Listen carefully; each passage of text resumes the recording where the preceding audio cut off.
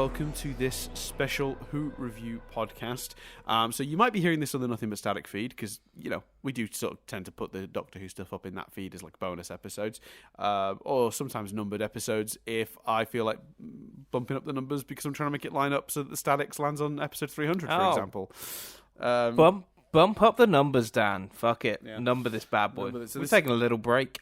It's Number it. 301, I guess, then, in that case. This is our 301st episode. But if you're hearing this on the YouTube channel, where I've put this up probably as a ramble log, nice to have you on board. Or maybe I've just put it up as just a random Who review thing. Anyway, doesn't matter. We did a bunch of Doctor Who reviews late last year. We talked about the specials and the Christmas special individually, and then we had a bunch of very nice comments, people asking us if we were going to cover the new series. In an ideal world, we'd have done it week to week, like we did with the specials, but practically speaking, across 8 weeks, there was just no way for us to do it recording-wise while maintaining Nothing But Static. The Statics, obviously, is a big part of the year for Nothing But Static, where we did a bunch of weeks where we had to do extra podcasts in the build-up to that. And then, obviously, we're still recording Rewind reviews and Cora's. So it was just, you know, scheduling made it really difficult. So we decided we were going to do a big bumper Who review where we reviewed all 8 episodes of the new series, and at the end we'll do some rankings. We'll rank all 9 because we'll rank Ncuti's run so far. So we'll include the Christmas special as episode 1, which is what Disney Plus has done, certainly in Australia, where the Church on Ruby Road is episode 1 of this series by their weird metrics. So we'll do some ranking at the end, but. Yeah, how are we feeling? Should we start with just some general thoughts, and then maybe look at it episode by episode? How do you want to do it? Yeah. Let's start with general thoughts. How you feeling? And maybe go episode. Well, it's really tricky because part of me wants to dive in with the end because that's most recent. Like we're recording it the day after Empire of Death. Mm-hmm. It's been it's been received, at least from the people I, follow and engage with Doctor Who. It's not been perceived particularly brilliantly, including some that have loved everything. And we've not talked about it at all. Nope. So it's very hard not to start there, if I'm honest. I think, but to try, I guess that's teasing that's coming later. Mm-hmm. But I think the season as a whole, I think without a doubt, the standout thing has been Ncuti, yes, and Millie Gibson. I think they are. I would probably say, to be honest with you, if I'm ranking Doctor and companions, I think this is probably, these guys are up there with, 10 and Donna and 11 and Amy and Rory for me. In fact, I'd probably put them in between the two.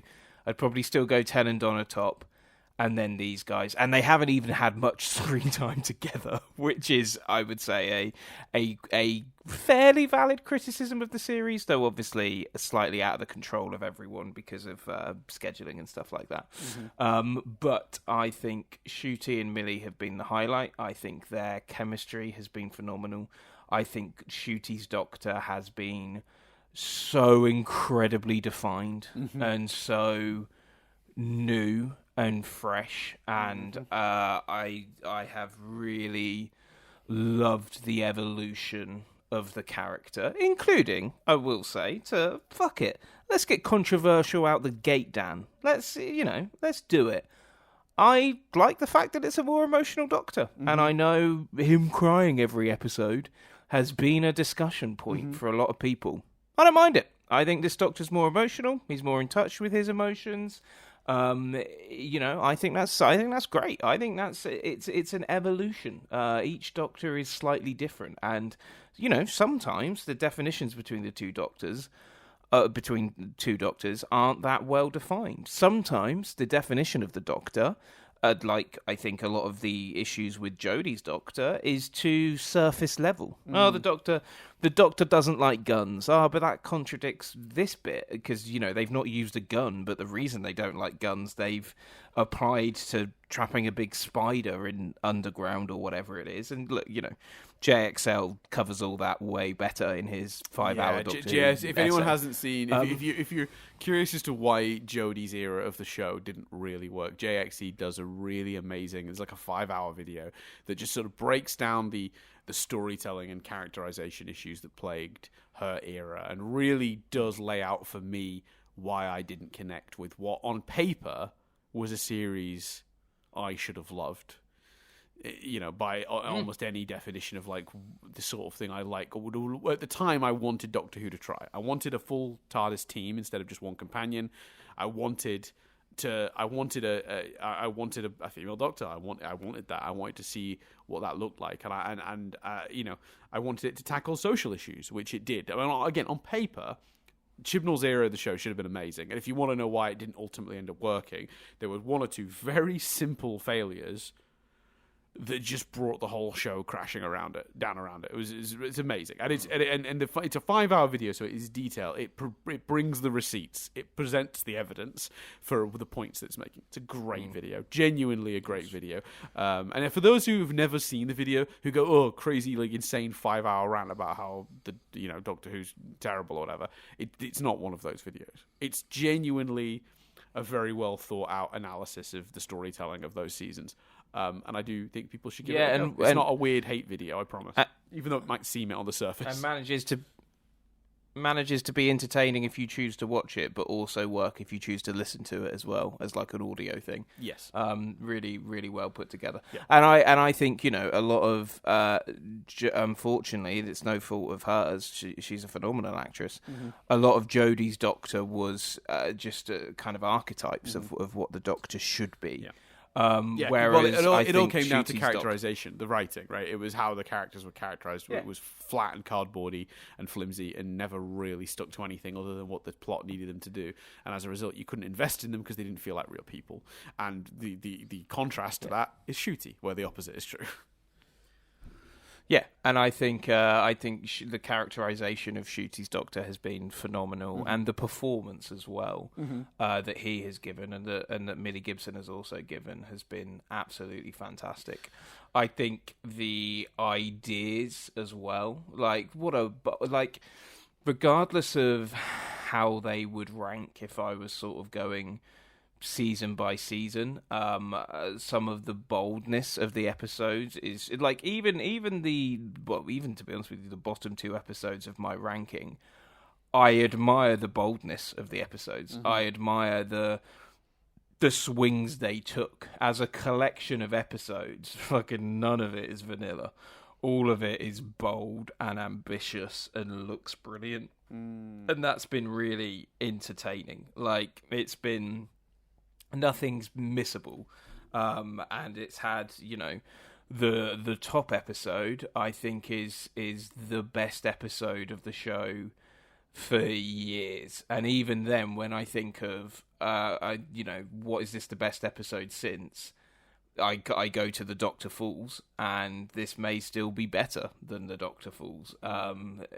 So its highs have been absolutely high, and its lower points have still been incredibly ambitious and audacious. And I think that's we talked a lot in the past about the big swing, right? I think storytelling that is trying to do something ambitious that doesn't quite make it land is still preferable to something being safe and sort of boring and flat any day of the week for me. So I think on the whole, if we're just talking about the season, I think it's been a massive success. I have thoroughly enjoyed it. I've been excited about Doctor Who again, which the first time I've been able to say that for years and years. This new era, this Russell era, starting from the specials, admittedly, but since Russell came back, it's the first time I've been excited and engaged with Doctor Who again since Moffat left the show, basically.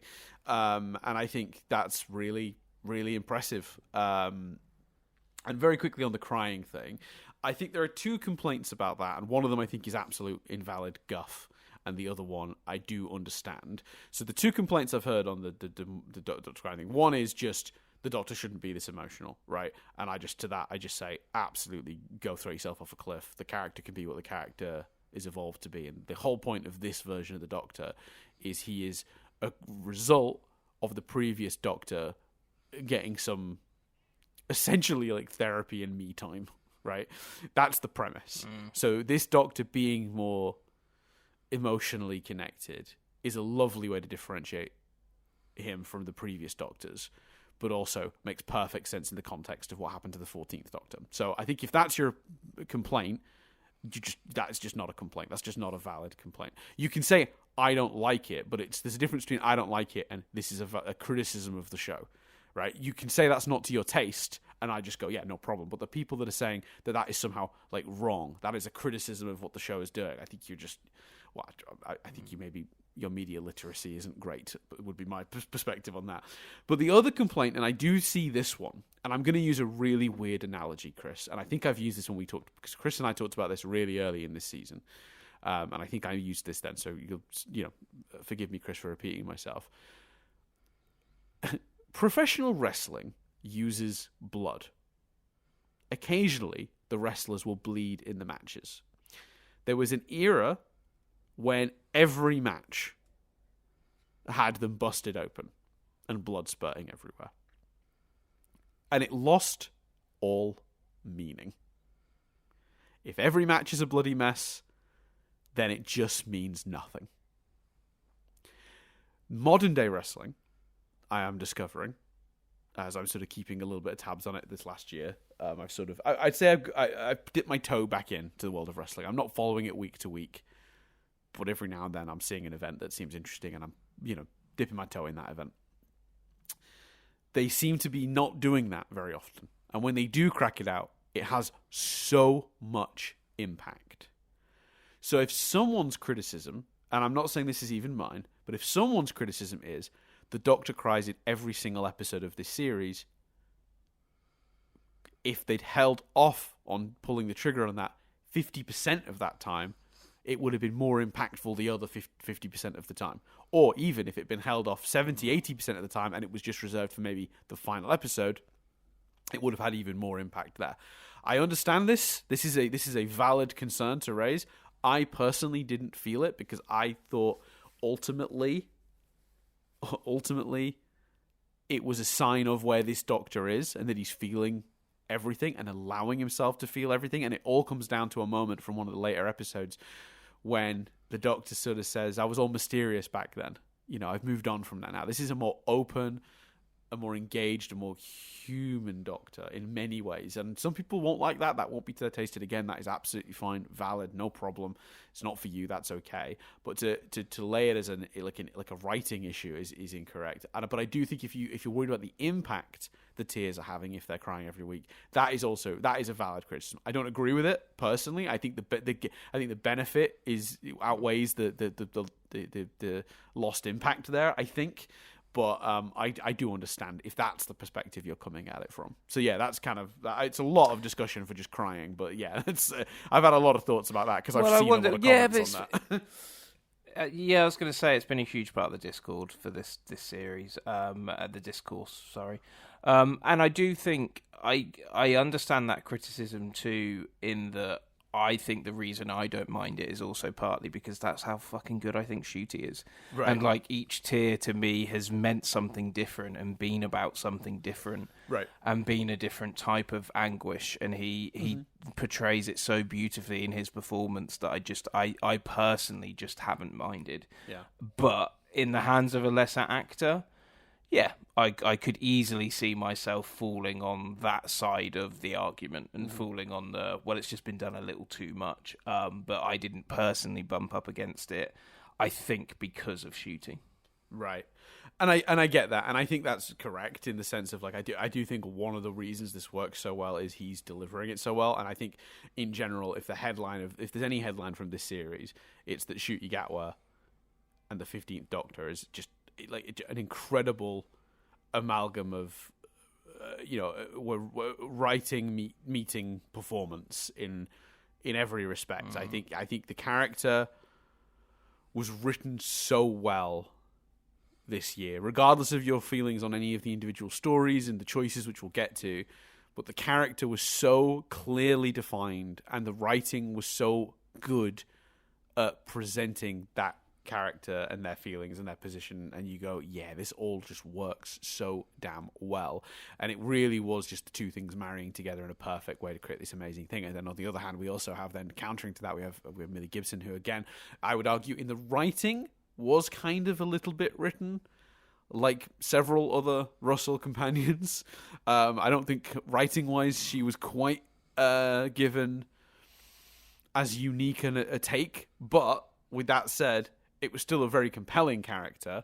And Millie specifically gave Ruby Sunday absolutely all the welly. And anyone who was sitting there at the start of the season going, well, she's like a soap actress, isn't she? Can probably shut up now. I think. Literally, there isn't an episode in this series that both of these two didn't deliver something that made me go, "Wow!" Like these are so good, both of these actors, and I think they're both. Neither of them would be out of place, in future, moving on to do some incredible work and being lauded and getting awards and accolades and. Lots of pats on the back for being absolutely incredible at their job, because they both did a really good job this series. So I 100% echo your initial overall thought. To move us on, unless you have anything to add on the performances. No. My other overriding thought of this series really relates to well, this ties to the finale. I tell you, let's talk. I'm gonna pivot slightly from what I was going to talk about, because I want. It's tricky, isn't it? Well, because I want to talk about the setup and payoff, and we'll talk about that. I've got a box. Oh, really? Yeah. Don't you want to know what's in it? Not particularly. I've got a box. Okay. Are you interested in the box yet? All right, fine. I'm slightly interested in your box. You keep talking about the box. It's a box. No, okay. What's in the box then? It's a box. No, okay, fine. What's in the box? Nothing, and you're an idiot forever wondering. Okay, thanks. Anyway, dickhead. What are you doing? Anyway, we'll come back to it. This is an anagram. This is an anagram of this. Mm-hmm. It is, isn't it? Mm-hmm. Yeah, so it's an anagram of this. Mm-hmm. Yep, it is, isn't it? Oh, it's also an anagram of this. Mm-hmm. Yep, well, forget about. Mm-hmm. Yep. Oh, look, you got the wrong anagram. No, we didn't. We people said that as well. Like that was a thing, and people noticed the artwork. And nope, you're all idiots. Stop metagaming with your audience, Russell. We'll come back to it. We'll get into that properly later. That's my biggest criticism of the entire series. We'll come back to it. In terms of, I tell you what, I will say, just in terms of creativity and tone shifts and just doing lots of different things, I think what the most, and I suspect Chris and I are actually going to end up with quite similar sort of when we rank these later, 1 to 9. Chris and I might have quite similar rankings, but I would say actually the thing that has impressed me most about this series is if someone told me they had very different rankings, really different, I would absolutely get it.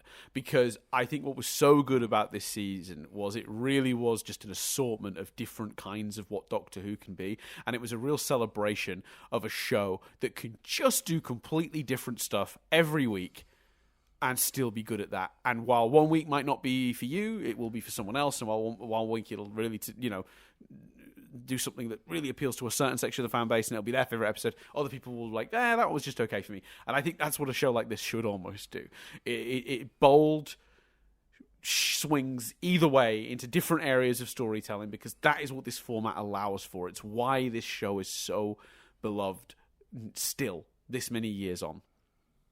So if we're talking big overall thoughts, the idea that a season can contain the Devil's Cord and space babies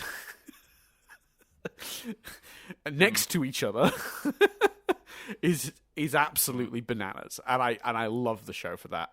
And I delighted with the sort of almost like Birdie Bots every flavored bean quality of this season, where it was I really don't know what we're getting next. My top episode, I saw it was trending last night, and I was like, why? That episode aired a while ago, and I clicked on it, and it was trending because it was being listed in rankings.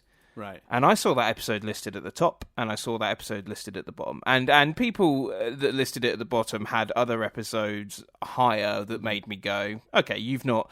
Because, there's a few episodes in this season that people can dislike for the fucking wrong reasons. And just because... Yes. Yeah. Whatever. But I'm looking at these lists going, well, I don't think it's that, or looking at other tweets from the people, or looking at explanations for why they've, ranked episodes a certain way. And I'm going, oh wow, that like you say, it's Bertie's every flavored beans or whatever you said. Like it's personal taste, it's types of episodes, it's all that sort of stuff. Yeah. And that's phenomenal. That's great. Yeah, 100%. And I think really, like in terms of, if we're just doing like if we're talking about what didn't work with this series, I really only have like an episode that had a big, real criticism I have of it and the way it was structured. And then ironically, I think the issue with that episode then, funnily enough, played out the exact same as the issue I have with the series. So I have one criticism that is perfectly encapsulated in a single episode, but then that actually turned out to be my only major criticism of the entire series. And that, I think, is genuinely fascinating. But to get to that, should we do episode by episode? Is that the way to do it from here? Yeah. So should we start with? Yeah. So we'll start with. Well, we already covered Church on River Road. We did a whole podcast on that. So if you want to hear our thoughts on that specifically, I think we did a whole 45-minute discussion of that. So you can head back on the YouTube channel or listen to our Who review NBS episode that it was all the individual specials in one bumper, 4 or 5 hour podcast. We reviewed them as we watched them. So let's start with Space Babies, which is I think was a controversial start to the season. Chris, how did you feel about Space Babies? I thought it was as well. Not so much, but again, it's just a reflection, I think, of how strong the season has been, because watching it at the time, partly I think because it was immediately followed by The Devil's Cord, which I enjoyed more. Right, as did I. At the time, I just thought it was audacious. But now I think it's audacious and it didn't really work for me, because it was... And there are two sides of that. Seeing... And full spoilers from here on out. Yeah. Seeing a spaceship propel itself because of the built-up farts of a load of babies is... it's all about where your line is, because seeing the brand new Doctor play catch with the villain in his underwear is, for some people maybe too far. That may be where their line is. Not for me. That's audacious, and I fucking loved it. I thought it was fucking brilliant. What an introduction to a Doctor. Fart spaceships is the wrong side of audacious for me personally, but again, for some people, you might go, "Oh no, that's not my line," and that's great. But I think some of the visuals were great. Some of the visuals weren't brilliant. I think. What do you mean, Chris? When you're elaborate? So yeah. Are you saying there was some sort of issue with the Space Babies? I am, Dan, because you know what? Yeah. Here's the thing. Yeah. You can make the babies talk, but you can't fucking easily, make their expressions do something different.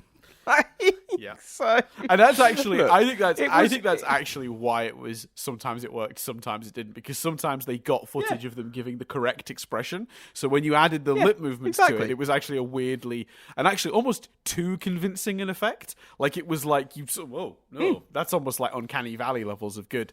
And then other times the two didn't marry quite so well, and it became a lot more apparent where the special effect was, if that makes sense. Yeah, absolutely. And look, don't get me wrong.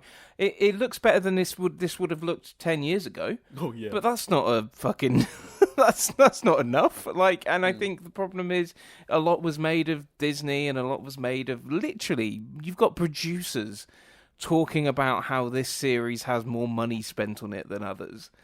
And it's a bold first episode when there is effects that are always going to look slightly dodgy because of what we've just described, because of the issue with if the baby's not looking happy and you're trying to make them look happy, it's the mouth is not enough. Yeah, but I think that's basically your best option, because any other option would have been a fully CGI baby, or the baby's talking without moving their lips, like psychically or something, and that both of those options seem super shitty to me too. So, like, of the scenarios with this script, that's the best one, I think, because there were really some impressive shots where it looked like weirdly good, and I was like, wow, what a cool effect. So yeah, sometimes it worked really well. So yeah, thumbs up for when it did, I suppose. And look, audacious silly fun is good, and like I say, watching it, I didn't particularly dislike it. I just think comparatively to what came next, it was maybe a bit too silly. And I think, sorry, one last comment. And I think given the sort of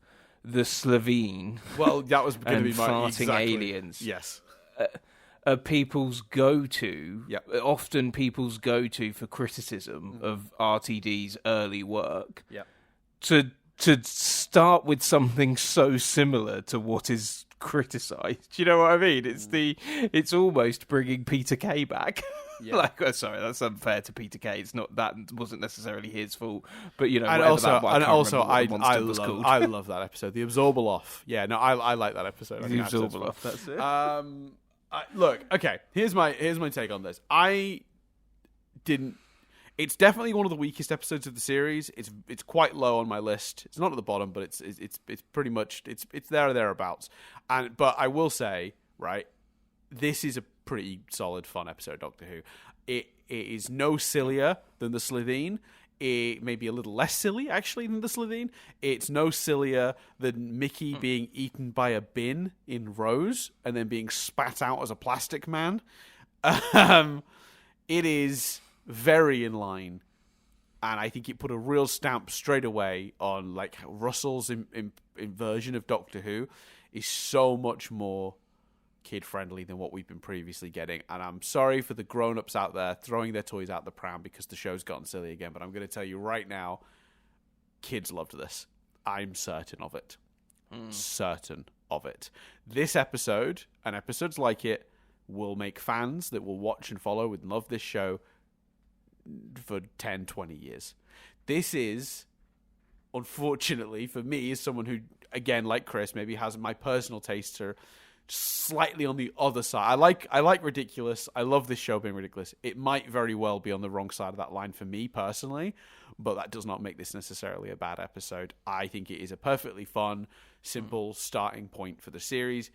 It set an unusual tone, especially combined with The Devil's Cord, which we'll come to in a minute. But on the whole, I think I enjoyed it. I also liked that we did end on the moral element. Because one of the big issues I think Doctor Who has faced in modern times is actually, how do you deal with the Doctor's weird assumption that any alien species he comes against, one, are uniformly all evil or all good? It's the such a species from planet Splog. Oh, well, planet Splog is full of murderous people. Do you know that? Do you know these are definitely murderous, Doctor? You're about to throw them into a vortex. There's a weird thing in this show about, like, the morality of the show has always been a bit tricky, because obviously the original show, all Cybermen evil, all Daleks evil, all Slovene were presented, generally speaking, as evil in the original run. We've started to get nuance over the years with stuff like with what we did with, like, some Sontarans, like Strax, who was essentially a good Sontaran. We also played with that idea when, funnily enough, in Chibnall's episodes with the Silurians during Matt Smith's era, played with the idea that maybe actually it's not that they're evil, it's just there's a dispute about who should maintain the planet, and actually the people were the problem in that episode. They went and killed a Silurian well before a Silurian killed a person. So, but the show has danced around it in some episodes and ignored it entirely in some episodes. And my big actual criticism of Demons of the Punjab, which is, I think, a great episode, bar this element, where the whole plot is cruxed around the Doctor presuming one particular race is evil or murderous because they're a planet of assassins. He doesn't ask them. She doesn't ask them in that case. She just assumes that and carries on with that assumption. And the episode, it's fine for the Doctor to do that, but the episode then has to challenge the Doctor's prejudice, which it didn't do. That's the real crime, actually. It's not doing that plot. It's then not challenging the Doctor's assumption. At no point do the two people of colour that are with the Doctor hold their hand up and go, Doctor, maybe you shouldn't have assumed based on their race what they were like. We're not comfortable with this. But they didn't do that. So what I really liked about Space Babies, and it did it in a very simplistic way, I 100% appreciate, was the idea that actually the monster is also a being that's scared and reacting and was not a monster necessarily and was worthy of being saved also. And it's a small step. It's a small step, but it's something that Doctor Who is going to have to continue to reckon with in a big bad way in future when we come up with these stories where all of a certain race are deemed villainous. We're going to have to start doing some nuance there that we've not previously done. I think starting with because usually the safest ones are there's a monster, like it's treat it like an animal. It's lashing out, but it's like you're stuck on a spaceship with a bear. The bear's a bear. It's just defending itself or finding food. It's just instinct, right? So those are usually the safest ones for them to still do. But even there, when they had a monster that was kind of like that, the Doctor still showed empathy for it. The Doctor still tried to save the monster as much as he tried to save the babies. And actually, I thought that was really good. So Space Babies, despite being mostly a frivolous throwaway episode, I loved that element of it.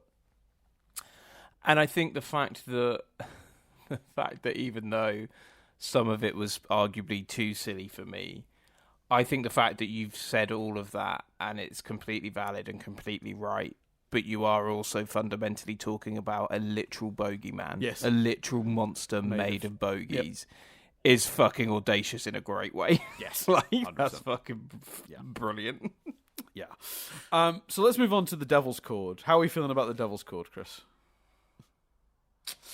I really, again, it's another weird one because I really, on airing, really liked it. It's ranked a little lower than some, but that's a reflection on what came after. Although I'm a really easy get. I've got this one ranked quite high. This is in my top 3.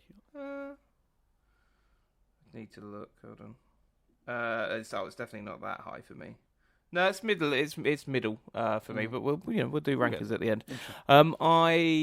I'm a really easy get for music is a all-powerful thing. Right. So I'm very in the target for this. The minute the Doctor can't find the chord, I'm like, Lennon and McCartney are gonna find it. And I was so glad it was both of them as well.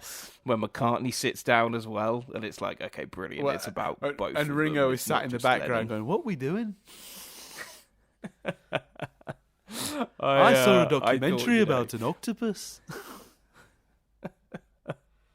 I thought the Beatles were used beautifully in I'm this here episode. too. And I thought, I just thought that was great. Yeah. And I'm a really easy get for that theme. I thought, again, it showed where the money was and how much bigger that was. Going to the apocalyptic future is not something the show would have done. Partly because as well, I think time's being played with a little differently, and we've theorised that's because of, the supernatural elements of the world getting opened up, which is, I think, potentially on reflection fansplaining, because the show has not sort of confirmed that. No, and also but the butterfly effect from Space Babies and all that stuff. Yeah, but I think as well, rewatching very specifically Pyramids of Mars recently for obvious reasons, there's an identical scene in Pyramids of Mars. So what I think is interesting is I feel like modern Who, New Who, as it was referred to, 2005 onwards, had a version of rules of time travel that's varied depending on some episodes, but had a certain consistency to it. I feel like this version of time travel that we've had in this particular season hasn't felt necessarily true to what has been true of New Who, but does seem to have been true of how they handled time travel in classic Who. So I feel like just how time travel works in Doctor Who is just always going to shift. Sometimes it's a fixed point, and sometimes it's a fixed point, but if you change it, there's going to be monsters that show up to sterilize it. Sometimes it's going to create a split alternate universe, and sometimes it's just what happened and now it's changed. Like the show, sometimes it's whatever happened, which the Lost Rules, Moffat liked that version of time travel more, I think, than Russell did.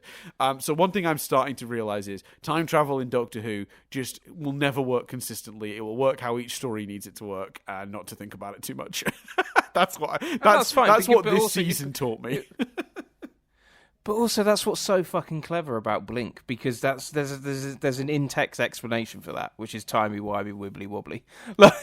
Like that's an actual That's an actual canon in-show explanation for what you've just talked about. And I've always maintained, well, not always, but certainly in recent years, my head canon for Doctor Who's continuity shifts over the years. Like, for a brief time, the Doctor was technically half human, which has never been referenced since. In the past, they would go forward to dates that we have been to now. So in the original show, they would go forward to the year 2000, and Daleks have invaded, and the world's rubble or whatever. And it's like, well, that never happened. So, like, what's the logic? And I've always maintained that any shifts in continuity that have happened around the Doctor are always that because the Doctor isn't just a time traveler. He lives in a time travel ship. He lives time traveling. And that is different. And I like the idea that the things just ripple around the Doctor, and sometimes they shift and sometimes they change, and the Doctor doesn't even notice. But what used to be true to the Doctor is no longer the history that the Doctor remembers. Characters, Waters of Mars is a perfect example. We're at one point that wasn't set that far in the future. What was that? 2040 something? There's a realistic chance that Doctor Who will still be happening when we actually get to the 2040s, and the show is just going to have to ignore Waters of Mars, and it will. And my explanation for that has always just been that time is very rubbery in Doctor Who, and it just sort of, it's like, maybe watery is the word. It just sort of ripples, and like changes happen, and not even the characters always notice when it does. But yeah, so I've stopped theorizing that the differences in how time travel is working this season is to do with a larger plot, and just started to accept that Doctor Who will never have a consistent time travel logic, because they will always just do whatever works for the story they're telling. Yeah, and I think that's fine. Like, I think like you, I'm accepting and happy of that. I thought Jinx Monsoon was great fun. I thought they delivered that performance as written, and potentially, could be a little pantomime in places. But I think that's how the villain was written, and I think fuck it, like. You want to go pantomime? That's fucking Doctor Who is the show to do that, and that episode and that character is the show to do that. It's a fucking character that was stealing music, for goodness sake. Like, great, let's have some fucking fun with that. And the apocalyptic shots, the shots of the notes wrapping round Ruby, phenomenal stuff. Like, great visuals. Really the Doctor's fear when they realized that they're a god, and what Maestro was, I thought was fantastic and very, very entertaining. So I was a fan. You? Yeah, I mean, this is one of my favorite episodes this season. Definitely, it's in my top 3. I think literally everything from, including the Beatles, which is always going to be an easy win for me. Long-time listeners will know, massive Beatles fan. And while this wasn't, this wasn't my Beatles, as some people have said, I understand. Yeah, this isn't obviously the best representation of the Beatles ever. They couldn't actually use Beatles music, and they had to get around that in a noticeable way. While I think it's nice that it was Lennon and McCartney, there is a part of me that thinks, poor George Harrison. Even Ringo wrote songs. Couldn't they have one by one, like all of them, added a chord? Like, that would have been a note to the chord. Obviously, if you're a music theorist, this episode is garbage and it makes no sense. I understand that too. Russell clearly likes music but doesn't understand it. If you can find me a chord that has that many notes in it, I'll be impressed. That's not really how chords work, but that's fine. Also, notes floating in the air without the lines to denote whether it's bass, treble, or where it's positioned are meaningless. That's just shapes. So yeah, obviously, if you're a music theorist, this episode is absolutely headache-inducing. So while I acknowledge that it is flawed in a couple of ways, for me, I think most of this was utterly glorious, and it was really, for me, and at the time, I was really concerned about this episode. Not because I didn't enjoy it, I fucking loved it. But one thing I've always held as a belief is that shows should experiment and do weird stuff and be constantly trying to evolve. I don't think anybody running on the spot is going to keep making good television. I just don't think that's the way to do it. I think it's always about looking forward, changing how you do things, and this episode is unlike any episode of Doctor Who I have ever seen. Full stop, which is just a remarkable thing to do when a show has been on air as long as this one has. Everything from the scene where the Doctor uses the sonic to make it completely silent, which is just a harrowing scene, and the way that the maestro brings sound back. The beautiful moment when Ruby plays the piano and we see all the people hearing music potentially for the first time in years, and their disappointment when it stops. Ah, yes, all of that. Beautiful. Brilliant. I think what worried me initially about it being so unique was I was worried it was going to scare off new fans. I think I text Chris and said, I think this was a mistake making this episode 2. And I do genuinely believe this was not intended originally to be episode 2. One, it was filmed later in the series than others.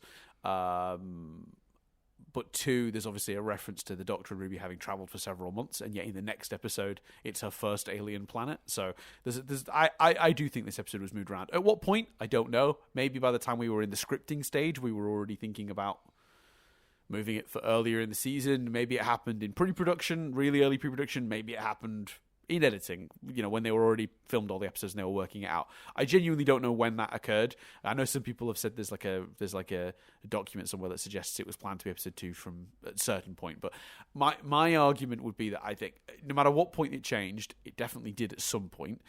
And I think I was worried about that because I thought it was too big a barrier, because I've genuinely held the belief that sometimes before you do something experimental, you do need to sort of cleanse the palate, reset the dial, and Space Babies wasn't that. So if you're not resetting the dial with Space Babies and saying this is just what Doctor Who is, how will a new audience then appreciate when you go off the track? And I said this about The Last Jedi and Force Awakens. I defended Force Awakens and still defend Force Awakens for being sort of a bit stereotypically classic Star Wars, because sometimes you just need to reset the palate before you do the really interesting thing, which was Last Jedi. The thing that's a bit more experimental, a bit more off the beaten path. So I was worried about Space Babies being second. Devil's Cord being second for that reason. But then I looked at the feedback, and everyone fucking loved it. And I was like, okay, I guess I eat my shit and sit down then, because I was proven incorrect very quickly. A bunch of people who were brand new to the show thought it was brilliant, and they didn't need to know that it was different to the rest of the show. They just watched it and enjoyed it as it was, as I did when I sat down and watched it, because those sorts of thoughts are only post-episode. I'm not watching the episode going, God, I'm worried about the people who are watching this and it's their first experience of the show. That wasn't occurring to me until afterwards, and I got in my own head about it. So I'm just fully accepting that criticism is just nonsense. For those who are criticizing the big musical number at the end, I don't think you were paying attention to the episode. That's what I'm going to say. Because this was an episode about the world being sapped of music magically. I think it is fair to assume that if you suck all the music out of the world using magic, and then you drop it all back in at once, the world might burst out into song. And I think that makes perfect sense. Yeah, I think that's fair. I don't know how else to phrase that other than, in a normal episode of Doctor Who, yes, it would be weird if they broke out into song. In this episode of Doctor Who, it fit. Yeah, sorry. I still would question the choice to do There's Always a Twist at the end, because this is Russell metagaming again, but we'll come back to Russell's metagaming for the finale, I think. But yeah, on the whole, I think Devil's Cord was one of my favourites of the season, top tier, and obviously led brilliantly by the wonderful Jinx Monsoon, who just did the most menacing job. I loved it. And actually, it created a problem for the finale. Because if, Jinx is one of the Pantheon, and we just had Neil Patrick Harris deliver a great performance as one of the Pantheon. If our final villain is a different member of the Pantheon, and let's say they're a big CGI dog thing, that might not feel as intimidating, weirdly, as someone giving one of these incredibly sinister and upsetting performances like Neil Patrick Harris or Jinx Monsoon did as sort of human forms of the Pantheon. Just saying. So yeah, by being that good, it actually created an issue for later in the season, in my opinion. We'll talk about it. No, I think that's I think there's other issues to do with that, but yes. So I've led quite a bit. What are you the big return of Stephen Moffat for Boom? What did you think? Absolutely top tier. Again, this is one of my favorites of the season. I think what was great about this was Moffat clearly just went, I want to create tension, and with just that one simple notion, focused all of the script. It wasn't like the script was trying to make me laugh, cry, feel excited, nervous all at once. He just went, I'm going to really zoom in on this script being really good at doing this one thing, which is build tension, and it did. He succeeded. I was blown away by how good this was at making me feel the threat of this episode. Because as Moffat himself pointed out in the interviews around this, very rarely do you fear for the Doctor's life. It's the Doctor. Obviously, the Doctor can't die. The Doctor can't go anywhere. The Doctor can't, or very rarely loses. How much tension can you create in a show like that? Even if the Doctor dies, they get to regenerate. Where's the tension? Brilliant. Just an absolute masterclass of here's one location, here's one situation, and here's us getting out of it with all of the tension in the world put into it. I think it was really brilliantly paced. Wonderful performances, some brilliant new actors, cast members brought in this episode as well. A really simple idea, executed great, and obviously, Moffat did his usual thing of throwing in a bunch of references to his own episodes, which mixed feelings on that. But on the whole, pretty much just a masterful Doctor Who script. If anything, if I did think somebody should have seen an episode earlier in the season that would be like, this is Doctor Who, just being great. This is a great episode for someone new to the series to jump in on, I think, actually. So yeah, I loved this one. Absolutely loved it. How about you, Chris? Yeah, I thought it was great. I thought, again, can't block. This is every episode, but I think Millie and Ncuti were particularly powerful here. Mm-hmm. I loved. We've actually just recorded an episode of Cora where I ranted about life and the arts, and there being no room for nuance anymore, and there being no room for contradictions. And I think this episode, and they could have pushed it even further, but I really liked that this episode explored that. The Doctor's view on faith and how important that is. Swaps and changes a bit throughout the episode, and it can be both. I don't think that's him learning anything. I think it's basically him going, this is my view, but also this, and I think that's a good thing. That contradiction, or that exploration of that, and I think it's one of a number of interesting things that this episode did. Yes, I think it does lean on not just like references, but themes of episodes. But equally, it's a long show. There's been over 100 episodes of New Who. I think references were in a way I minded the references less than plot points or resolutions being sort of feeling like they echoed previous Moffat scripts. But loved all the ideas. The slow ticking clock of those bars were used brilliantly. It's a big complex movie idea. This could be a feature film. All the ideas that are crammed in this thing, but it didn't feel particularly rushed. Nothing felt particularly underplayed. Everything very much made sense. I really, really enjoyed this one. Yeah, it's funny because it's one of the episodes that's like least comment worthy because it was just like really good, like really, really good. It was like it had this simple idea and just nailed it. Yeah, and I think it looked beautiful as well. Like it really, it felt like an alien planet. And I'd recommend. I haven't watched necessarily all the Unleashed or all the Envision commentaries yet. Although with the Envision commentaries, that's just I intend to watch the one for Empire of Death. But Stephen Moffat and the Russell T Davidson. I can't remember the other guy's name. Apologies, but another producer talking about the green screen and the technology they used. For Boom. It was at work because it wasn't green screen. It was like the the Mandalorian shoots in the volume. They did a similar technique where they had a giant, very high resolution sort of LED whatever screen behind them that created the planet, so that the actors could actually see what was on the what the camera was seeing. It was all filmed in camera, not all filmed in camera. Obviously, there were special effects shots, but there was a lot of stuff captured in camera using this Unreal Engine and that technology. And it's fascinating technology, and I do think it's going to change filmmaking. I think it's going to be like CGI. Some people are going to use it carefully and well, and some people are going to abuse it, and it's going to look dreadful. We're already seeing bits of both. Check out The Batman if you want to see good use of that. If you watch Obi-Wan, the Disney show, if you want to see bad use of it. Hey, all these scenes feel like they're set in the same round room, with the theme changed. Like someone right-clicked and went new desktop background. And this is where we are. Anyway, it doesn't matter. Wasn't all of Obi-Wan, just several scenes. Anyway, it was used brilliantly here. Looked great.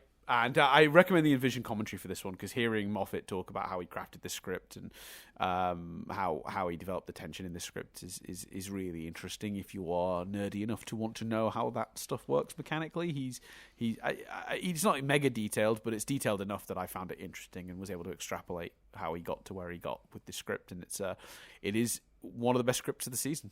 Shocker, Stephen Moffat, famously good Doctor Who writer, does an individual episode in a Russell T Davies run season, and it's brilliant. Shocking! What a surprise!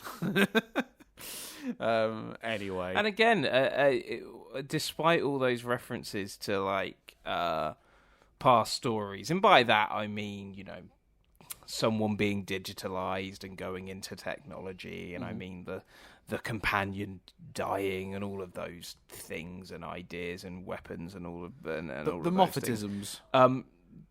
Despite the Moffatisms, which actually also I don't think is a bad thing. Tarantino's got Tarantinoisms. It's just but Tarantino doesn't have an ism that's people talking about their browser history over and over and over again. No, yeah. Some Moffatisms are very bad. Yes, yeah. But I will say this episode also, despite all those Moffatisms, felt incredibly unique and felt, again, just ambitious in line with the rest of the series. I thought it was great. Yeah. Which brings us, Dan, to 73 yards. Yeah. This is where we're going to fall out with the general public, I feel. Complaints I'll give you guys Chris's address. You can send all your bomb threats or your whatever to Chris. We are going to get some hate mail for this. I don't think, based on our previous conversations, either of us enjoyed this episode very much. Who wants to explain themselves first, Chris? I'll go. I enjoyed elements of the episode. Again, the first act is great. Shot. Millie Gibson is stunning. Yeah. I think, in particular, this episode is a great execution. She talks about this. She talks about like having walking coaches and holding herself differently as she was portraying the different ages. And it's so subtle and lovely and nuanced, and it's chef's kiss. Beautiful performance. And actually, the beginning of the episode and the build to it, and I think you lean on this more than me, so I'll let you talk about how those first two acts in particular are very powerful. But for me, this episode felt I've never seen. For me personally, this episode was trying to do too much and trying to do too little. I don't understand. There's another episode we're going to talk about very soon where I feel like it was almost a different, type of show, Black Mirror-esque, you could say. But it also had a shitload of running and monsters in it. This episode, very kind of psychological intrigue and terror. I don't know how this episode is particularly that entertaining for children. And I think Doctor Who, can do adult themes, but always has to fundamentally be a family show. Mm-hmm. And I struggle with this episode because I just don't know how engaging it is for kids and some adults. Despite the fact that I really thought the first 2/3, like Dan, were great. I have really struggled with the ending. You can make something ambiguous, you can make it vague, but at least give us enough pieces to try and come up with an answer. Big part of my problem with it is related to that huge part. We'll talk about it, but yeah. At least make it, try and make sense. I've heard internet, I've heard discussions where they have Crispy Pro did a video. I can't remember who with. But it was him and 2 other people discussing the episode, and just the circles going, not their fault, but just going round in circles of, well, I think it means this, yeah, but this contradicts it. Oh, it could be this, yeah, but this doesn't really make sense. Yeah, but what about this? Okay, but what about this? Like, I just think too ambiguous, too open-ended, and not for the sake of particularly a gripping ending or an engaging ending that didn't add anything to it. Nope. And this potentially might be a particularly controversial take.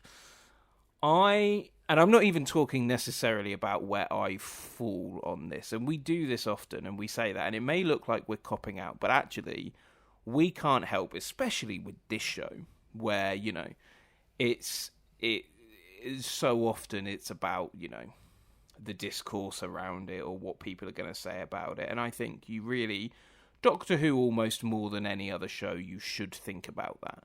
You should think about the impact and the discussion. And that's why sometimes we give a view on this show where we're not actually even saying where we fall on it.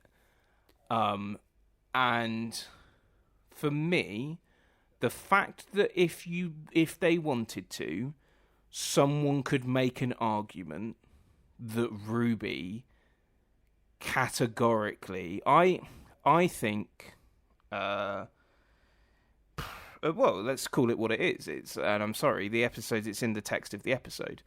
There's an abuse storyline here, and I think Doctor Who could do an abuse storyline.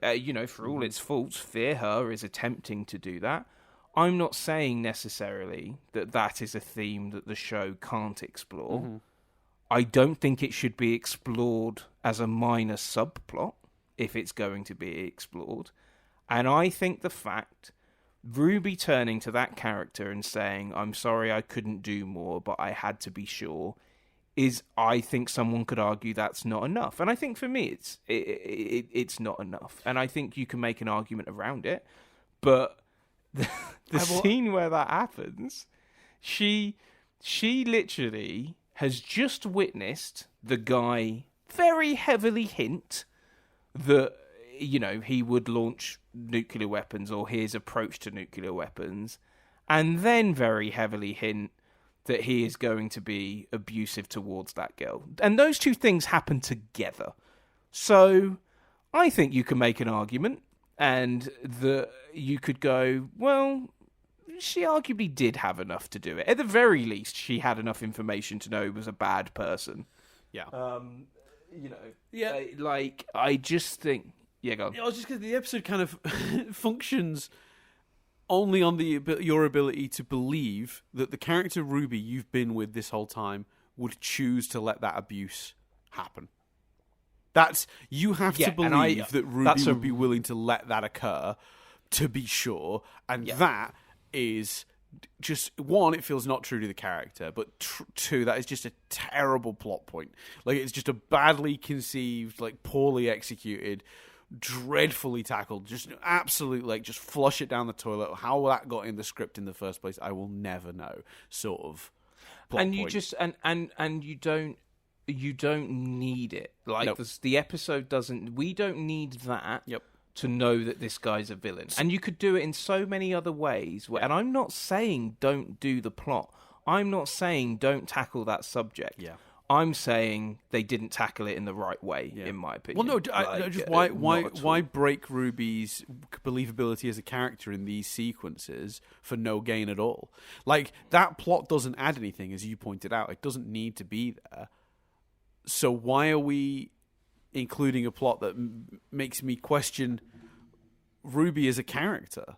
Like, because I'm just like, why didn't you do something? Like, I don't believe that Ruby wouldn't do something. So I'm just like, all of this doesn't fit for me anymore. The whole episode just crumbles around that moment. But it's not my biggest issue with the episode, but I hated it. I really hated that part. It was a big problem.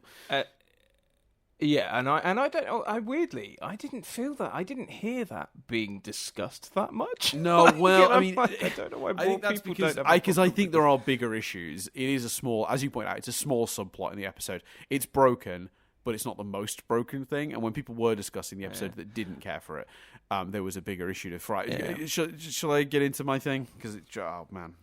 Yes. Well, can we pause for just 2 seconds, Dan? I need to switch headphones because these have run out of battery. Give me 1 second. We're doing a long recording session today, everyone. So Chris is switching headphones. Tell you what, I'm just gonna cut here, and we'll do the beep that tells you we're coming back in a second. Welcome back, everyone. We did a little beep because we had to switch headphones. Chris has now got shiny different headphones with battery in them on his head. So I think the bigger issue for me with this episode is that let's talk about ambiguity for a second. I think there's a lot of misconceptions about ambiguity and what that means for a thing. I think ambiguity of any kind becomes a lot more acceptable when 90% of the thing isn't going, what about this? What about this? What about this? So I don't mind this episode being vague and weird. Like the previous episode was not previous episode, 2 episodes prior, Devil's Cord. So much of that episode goes unexplained, and it is just magic. Shrug, but it's okay because the Doctor and Ruby don't spend that entire episode going, "Why did this happen? Why did this happen? Why did this happen? Why did that happen? What's going on with this?" So the show is not asking the questions, and that's telling me I shouldn't care about the answers. And I don't. And I go, okay, it's the magic thing. Fine. The problem with 73 yards being quote-unquote ambiguous, as its defenders would describe it, and it's meant to be that way. You're not meant to get the answers. My point on that is, if that was the case, then why the fuck do you spend the first 2 acts of the story asking the questions? Why is the episode so obscenely focused on what's the woman saying to people? Over and over again, Ruby asks that question. Why 73 yards? What the hell is happening? Why is she in this loop? And then it raises a bunch of new questions at the end. There's no even time to ask too much, but we ask them. Why is it a time loop of some sort? Why is it broken now? What does that mean even for this? What is even going on here? Just all the basic things this episode spends its entire time raising, it never gets to. There's a version of this episode that's all tone and atmosphere and character work that doesn't explain itself, but you're satisfied at the end because it doesn't matter.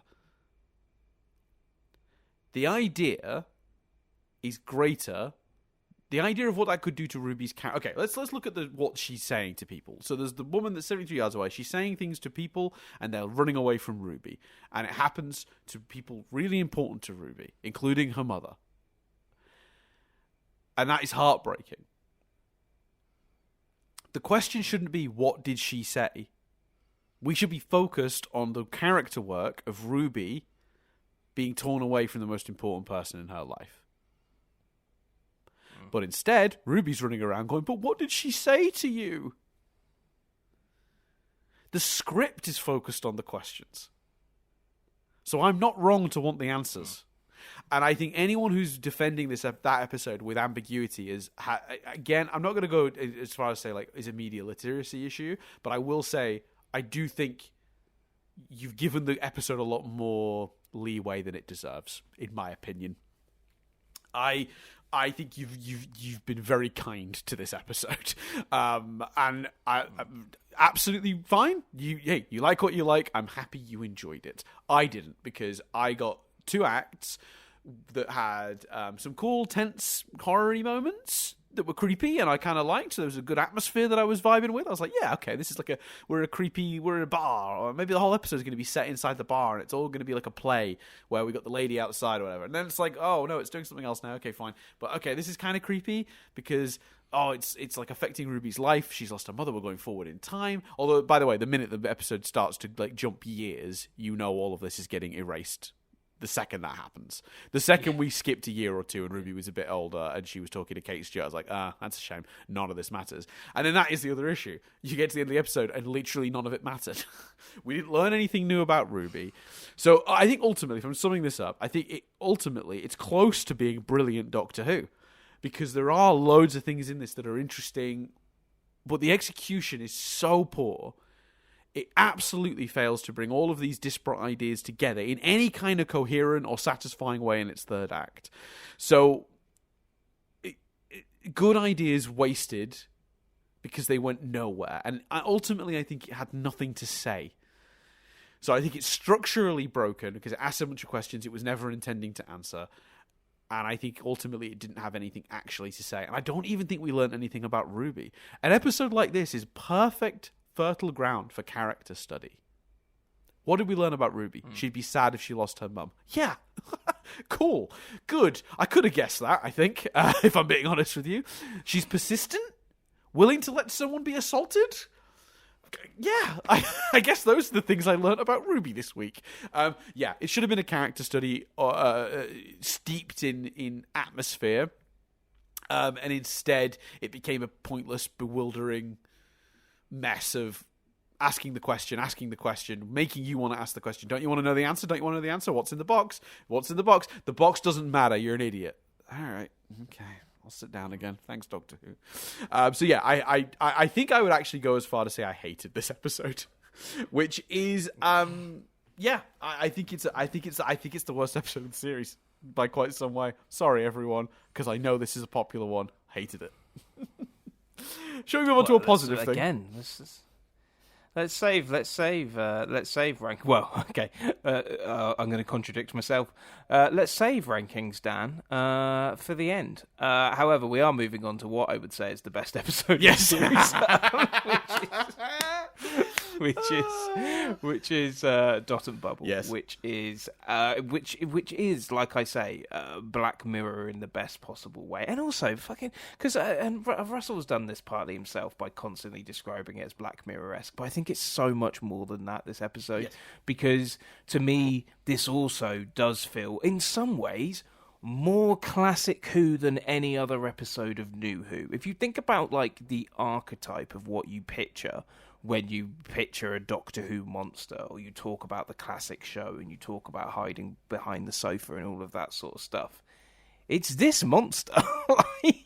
like this is like rubber suit monster modernized and made terrifying and made scary and made effective and visually great and all that sort of stuff. It contains one of the best performances from Ncuti, even though he's hardly in the episode. It makes incredible social points. I know so many people that have had to grapple with. I've heard reviewers talk about it. I've heard people in real life talk about it. I've talked about it. Have to grapple with the point in which they realised it was about race and reflect on themselves and what that means in terms of when they realised or didn't realise or whatever. Mm-hmm. And that's the point. Like, the point of it is to potentially make you think and make you not uncomfortable. Well, yes, uncomfortable, but uncomfortable in almost a positive way, because maybe it makes you think about some things and your life or your position in life or whatever. Do you know what I mean? Or privilege and all of those sorts of things. I think it's beautifully executed drama that is suspenseful, that is funny, that is irritating. Because obviously this episode attracted a lot of negativity from certain corners. But one of those big complaints it's being, so the woke, lead Chris. character is really... It's just Well, it's not even that. I've had people so be woke. like... But it's the one that got me, right, is... the lead character's really annoying. She's fucking meant to be. That's the point. She's... Like, she's meant to be. You're really not supposed to irritating. like her. That is very deliberate. Yeah, and just things like I sent it to Dan. Like, things like if you can't look beyond your bubble, could you just lower it for a second? Like, and I'm probably paraphrasing, but like the beauty and the dual meaning of that dialogue. And Russell said 73 yards was the best thing he'd ever written, and I'm like, the very next week it's followed by, in my opinion, one of the best things he's ever written. Yeah, and I will say something with very quickly on that point. It's not subtle. Anyone that's saying it's not, the whole social media bubble thing isn't exactly subtle, is it? No, it's a literal bubble. He is very on the nose with his commentary there. That is, once again, the point. And I think it wearing it on its sleeve so blatantly and so point blankly is actually what was so good about the episode. I'm gonna take the quote. I hear it a lot, but we get used a lot now. But the Garth Marenghi quote: "I know writers who use subtext, and they're all cowards." This episode is not using subtext. This episode is using all the text, and I love it. Carry on. Sorry, I didn't mean to interrupt, but yeah. And I gotta say, I think it's the best episode of the show since Heaven Sent. Like, yeah, I really do. I'd have to actually look back, but you might be right. you really might be right. I think the only one that comes close to me is the World Enough of Time and the Doctor Fools, but I think this is just absolutely brilliant. And I think the scene at the end. Oh man, I loved it. What about you? Yeah, all of that and more. And I'm not saying I like it. I just mean like all of those reasons and even more reasons that we're not going to even think of probably. No, it's pretty much a perfect episode of Doctor Who. It's colourful and silly. There's a scary rubber monster. Really fun, exaggerated characters. A crazy sci-fi concept. Yes, you can predict some of where it's going to go. But I think when it comes to its commentary on social media, it's, like I said, wearing it very much on its sleeve. But the thing that it is doing subtly, the stuff on race, is subtle enough that some people will walk away from the episode not even realizing that is what it was about and discover that later on social media. And I think that's fascinating. I actually had a weird experience with this episode where very quickly I clocked everyone in the bubble was white. But I assumed I sort of got it right and got it wrong. I'm both proud and not proud of myself on this one because I got it wrong. Because my assumption was that because the commentary, I thought the commentary wasn't that they were necessarily racist, but that the society, it was just the rich kids that got to take part in this. So it was a commentary on the wealth divide and how that affects people of certain races. Right, that's what I thought it was. These are the rich, snotty kids from their planet, and obviously on their planet, there was a comment on their planet, maybe people from other races are, second-class citizens to some degree. Maybe they don't have the same opportunities. They're not as likely to make money. So I thought it was a commentary just on economic racism rather than direct actual racism. So I was like, I wonder if they're gonna pull the trigger on that and say that outright. Or if that's just going to be a thing that you could... you look back at the episode, everyone who is in this happens to be white. They're all supposed to be the rich kids. It's a comment on social, economic stuff. Interesting. I didn't realize the episode was going to go where it actually went and just outright be like, hey, these people are fucking super racist. That was a shock to me. So I got the surprise, but I also got to... I did spot the biggest clue early on, but I missed a lot of the other huge ones. When you look back at this episode, knowing what you know... Things like Lindy's surprise that the Doctor and Ruby were in the same room. Comments like, I know he looks stupid, but hear him out. He might have a point. Just little microaggressions. Mate, that you the insanity of missing oh, I thought you just looked the same, or whatever that line is. Like, just there's so many red flags there, all over the peppered place. throughout.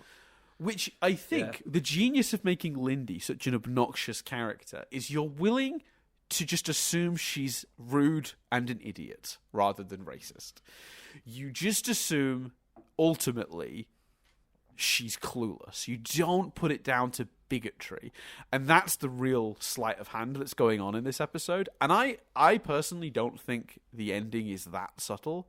Once they're in the same room as each other, I was a little surprised to hear some people left the episode not realizing it was about race. But many people did. So obviously I'm wrong. Clearly it is subtle enough that some people didn't pick it up. I didn't feel that way myself. I thought it was pretty much very clear. And then Russell obviously made it clear in interviews and segments in Unleashed afterwards what the intent of it was. But a lot of people walked away. But again, I think, go on.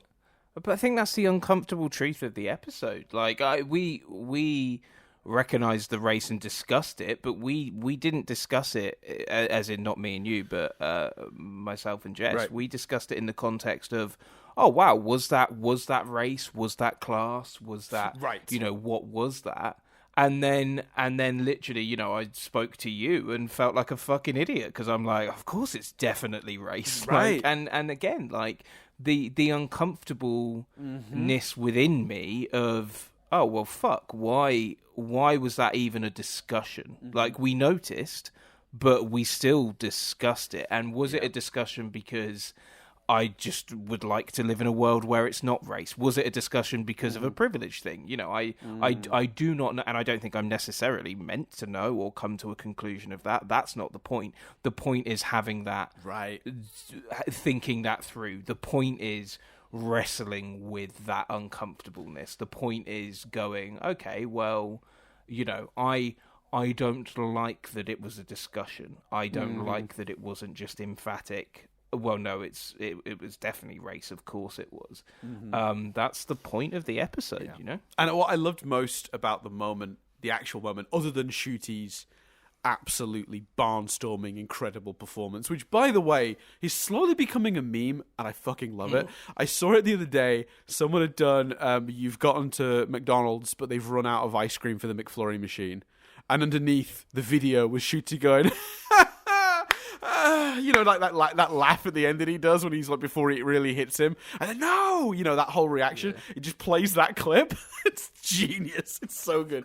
But I think what's most powerful about that scene, other than Shooty's barnstorming performance, obviously goes without saying, it's incredible. Just even if you're not watching, I don't know why you'd be listening to this if you haven't seen these episodes. But if for any reason you've not seen these episodes and you're not intending to, you just like hate watch Doctor Who, or you dip in and out, I don't know, whatever. At least go watch the end sequence. It's absolutely astounding. But the thing that really struck me was actually, both from a writing perspective and a performance perspective, what they did with Ruby and Millie. For anyone who was watching Shooty, as you're supposed to be in that scene, by the way, but I watched the scene 3 or 4 times over after the episode ended because it just blew me away so much, and it made me feel all the things. So I watched it again and noticed Ruby figures it out first. And while the Doctor is being like, what do you mean? Like, you can just get in the TARDIS. We can go. There's danger that way. Come with me. We'll go. We'll be safe. And he's not sussed it out yet. Ruby clocks it so quickly. And there's 2 things happening that I love. First of all, Millie Gibson's performance. She doesn't need to say a word for me to understand that she's figured it out. It's all over her face. And for any actor of any age to pull that off is just... like, just chef's kiss, just give me all the, just like, again, all the awards, because what she's doing is telling me how that character feels without ever saying a word, and just with an expression. It's so good. But the second element of it is just from a writing perspective. We talked about how last week I didn't find Ruby's choice to let that woman essentially be abused believable. I tell you what I did find believable and fit great with her character. A person whose mother is a person of colour... spotting the racism before the rest of us. That is knock it out the park character writing. Of course she clocked it straight away. She's grown up watching it happen. She's grown up watching it happen. And I just thought Everything about that was superb. So yeah, I mean, look, what a perfect episode of Doctor Who. Just like actually like perfect. Like the only thing, and this is just the tiniest thing, I think it wasn't made clear enough before the reveal that what they were doing was pretty much guaranteed death.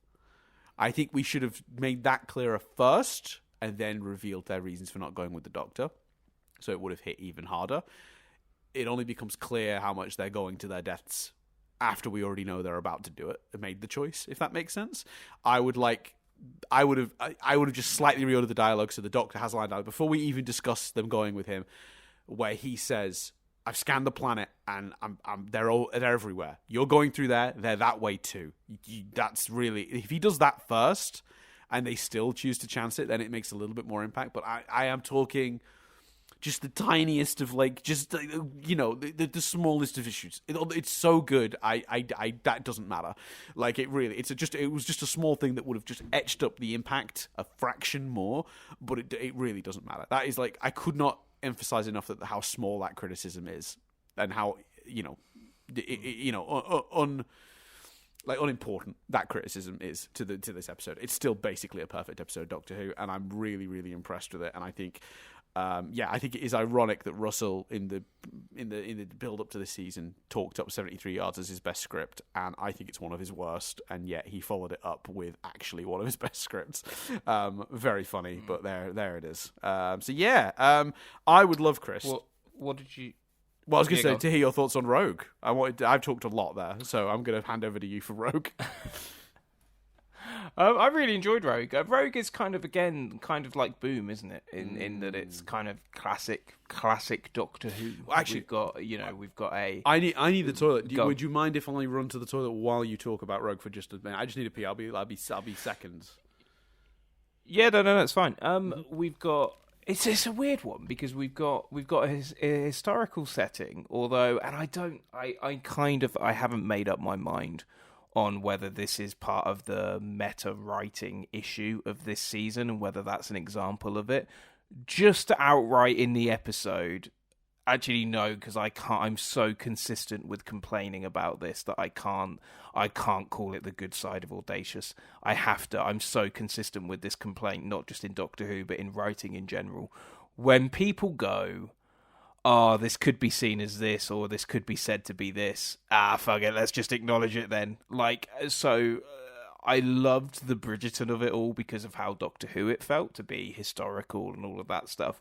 But just in the script acknowledging, and I suppose one of the reasons I'm only just criticising it now and still back and forth slightly on it is that it's really embedded in. If it was just Millie Gibson, if it was just Ruby at the beginning going, oh my Bridgerton, I think I'd be more annoyed at it because it's like, you can't just go, well, this is basically us doing the Bridgerton episode, so we're going to basically call it within the text of the Bridgerton episode.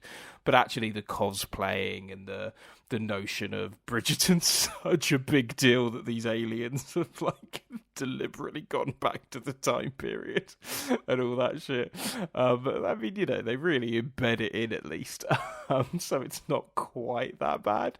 But yeah, I kind of can't decide whether that's in itself, again, a meta complaint or whether it's good audacious.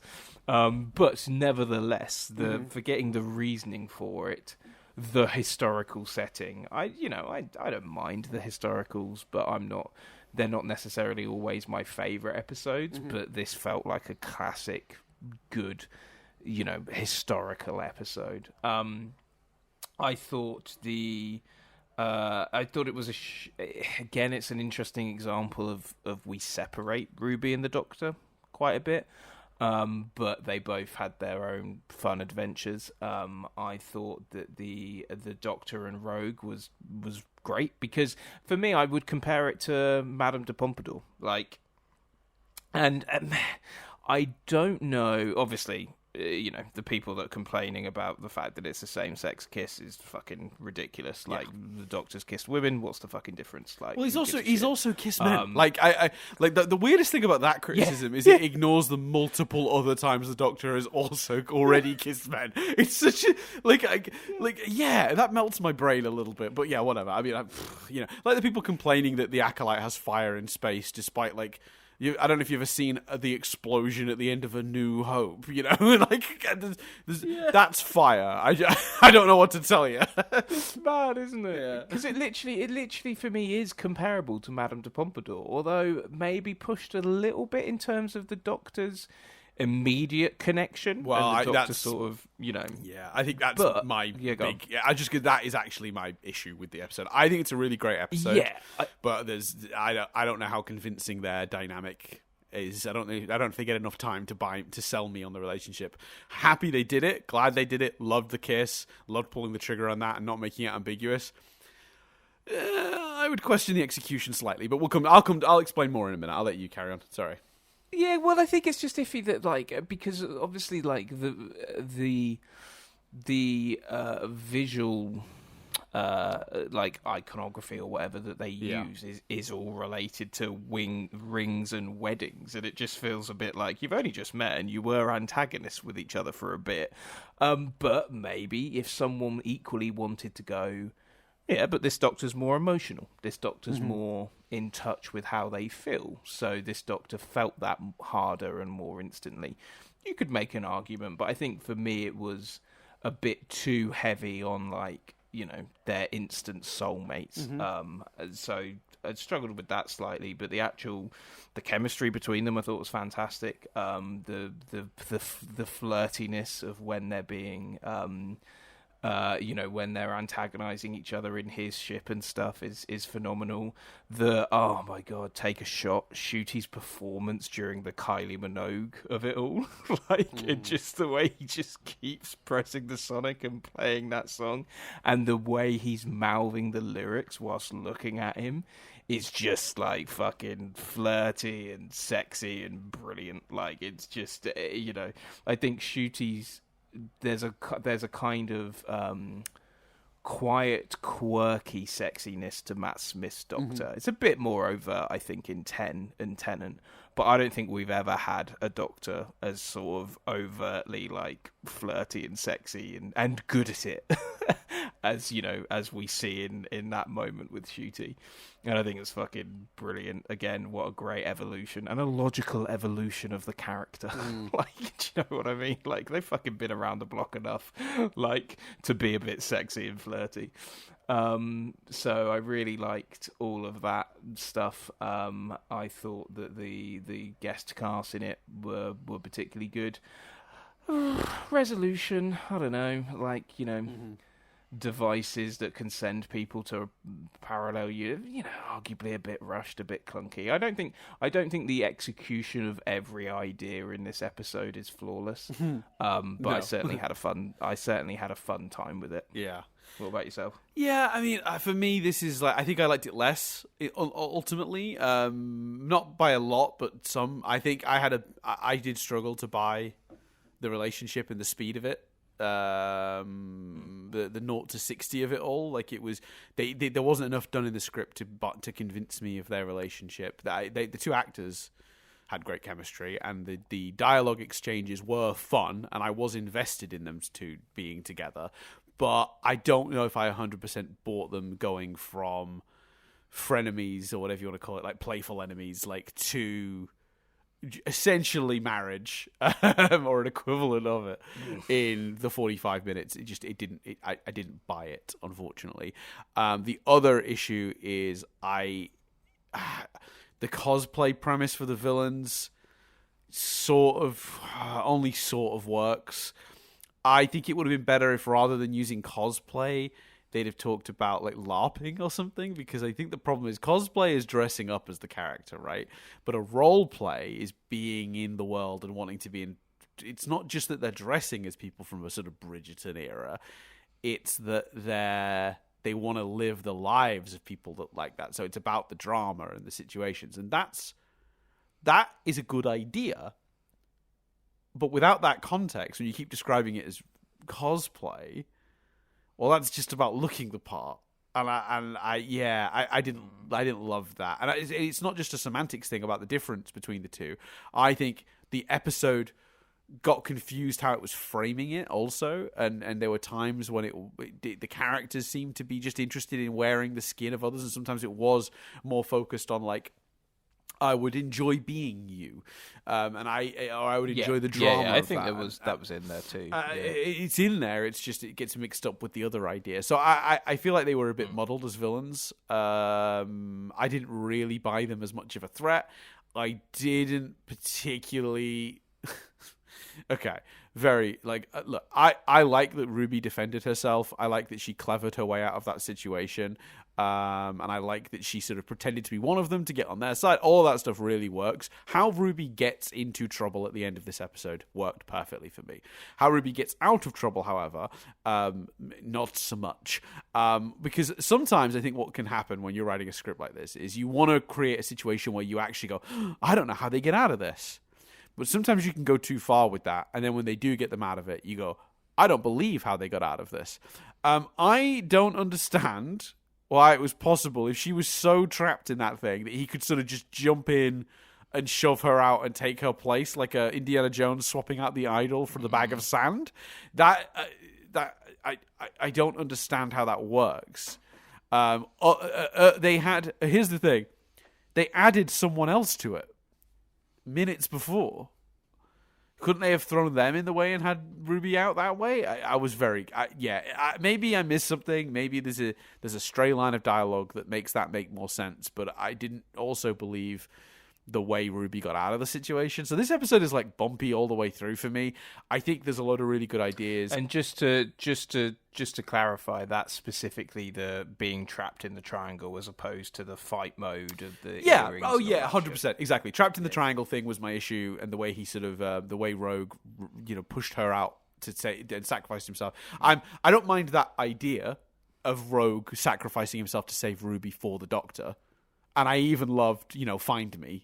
That's beautiful, great, love all of that. Just the practicalities of how that worked were lost, and I was taken out of the moment, wondering how and why that worked. Does that make sense? Because if that's how that worked, I don't believe for a second the Doctor wouldn't have thrown himself in there to save Ruby. That's my sort of so I'm wondering about all of that. The impact of Find Me and the sacrifice is gone because the practicalities of it didn't work for me. Just for me. I'm sure lots of people love this episode. So, so for me, this is actually sort of a middling episode where there was nothing in this that offended me, my sense of taste or my storytelling brain. There's nothing that I disliked, 73 Yards. This is solid, enjoyable Doctor Who, but nothing special either because it was a little too flawed to be in the upper half of my list. So if that makes sense, I enjoyed this one, but people won't be surprised to find it's not in my top of my list at all. I think it was pretty flawed in many places, even though many of the ideas were very good. Which is a shame, because again, I think there was lots of potential for this one to be a top tier episode of the series, but I didn't. Yeah, the reasons I've established, didn't buy the relationship, didn't love the premise of the villains, or at least didn't love the execution of the premise of the villains, and the Ruby stuff at the end when she was in the triangle didn't really work for me either. And look, that one I fully admit might just be that I'm a dum-dum that missed a stray line of dialogue that explains exactly how that works. Fully accept that I may have comments that explain that and how that worked, and that I'm just an idiot that missed it. But unless you can remember anything, Chris, I struggled to make sense of it. So yeah. No, I didn't understand that either. And I also, I like that the complaints of this, because that feels very Doctor Who. I like that it's just some of the execution was a bit wobbly. Yeah. That feels very, I'm almost nostalgic for that. I'm glad that the problems with, it felt like we didn't even get that during the Chibnall era. Fucking hell, my issues with every episode of Flux in particular, it's so much bigger than some of the execution was a bit off. So I don't even mind that. Look, I'll take quite nostalgic because of that. I'll take a series of rogues before I before I'm anywhere near as annoyed as I was during Chibnall's era. So yeah, I think Rogue is a solid episode. Not a classic for me. I liked that it annoyed the right people. That was good. I enjoyed that element of it particularly.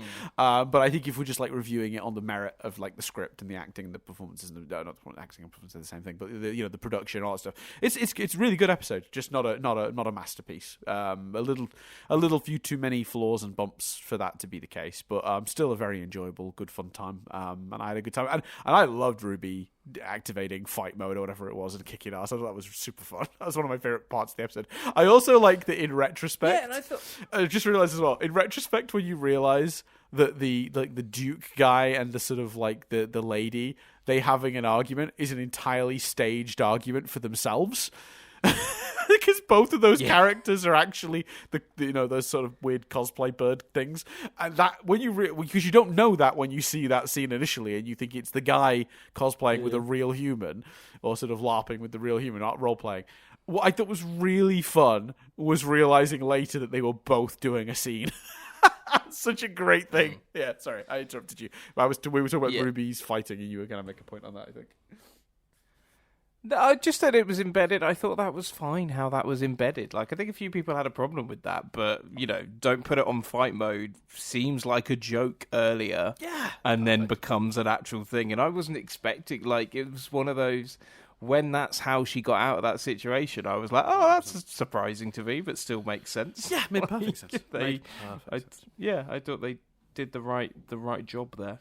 All right. Right. Right. Are we talking about these two together, setup. or are we talking about these two separately? That's the next question. Let's talk about them together, because I think basically because that's a quicker way of doing the summary, which is, and I think we would repeat this point when we talked about both, which is the summary is we haven't discussed it at all, but my feeling is it's an excellent part one with excellent setup and some of the best visuals the show has done all season. Stunning visuals. And then the conclusion is flawed. I think I would describe Empire of Death in a noise. Would you like to hear it? Yeah. Wah, wah, wah. Yeah. It's what a shit show. It's flat. It's flat. I watched it and I kept pausing it and just being like, some of the ideas are good, but even the ideas that are good, when you poke the holes in them, they're pretty big holes. But none of them get explored properly. No. None of them are executed well. No. I'll do a quick complaint first. It is fucking bamboozling and infuriating to me.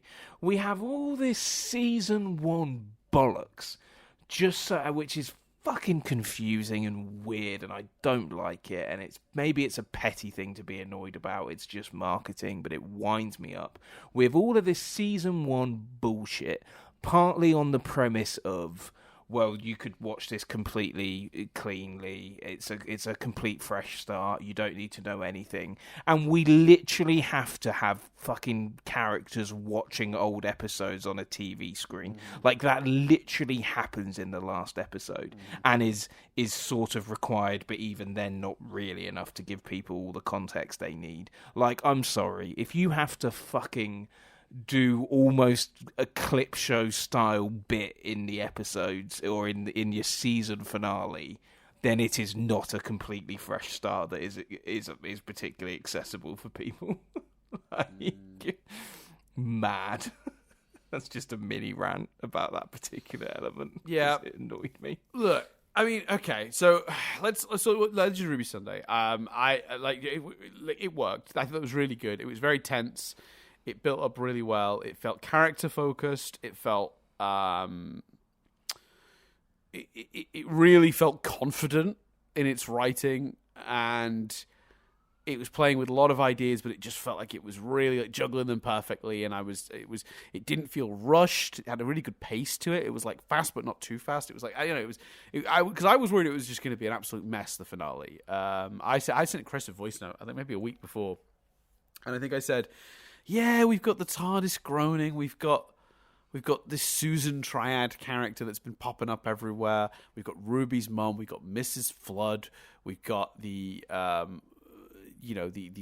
pantheon of gods, this one who waits, or the oldest one, or all these different things that we've hinted at. And I'm just like, I don't know how you bring all of this together in one story that works.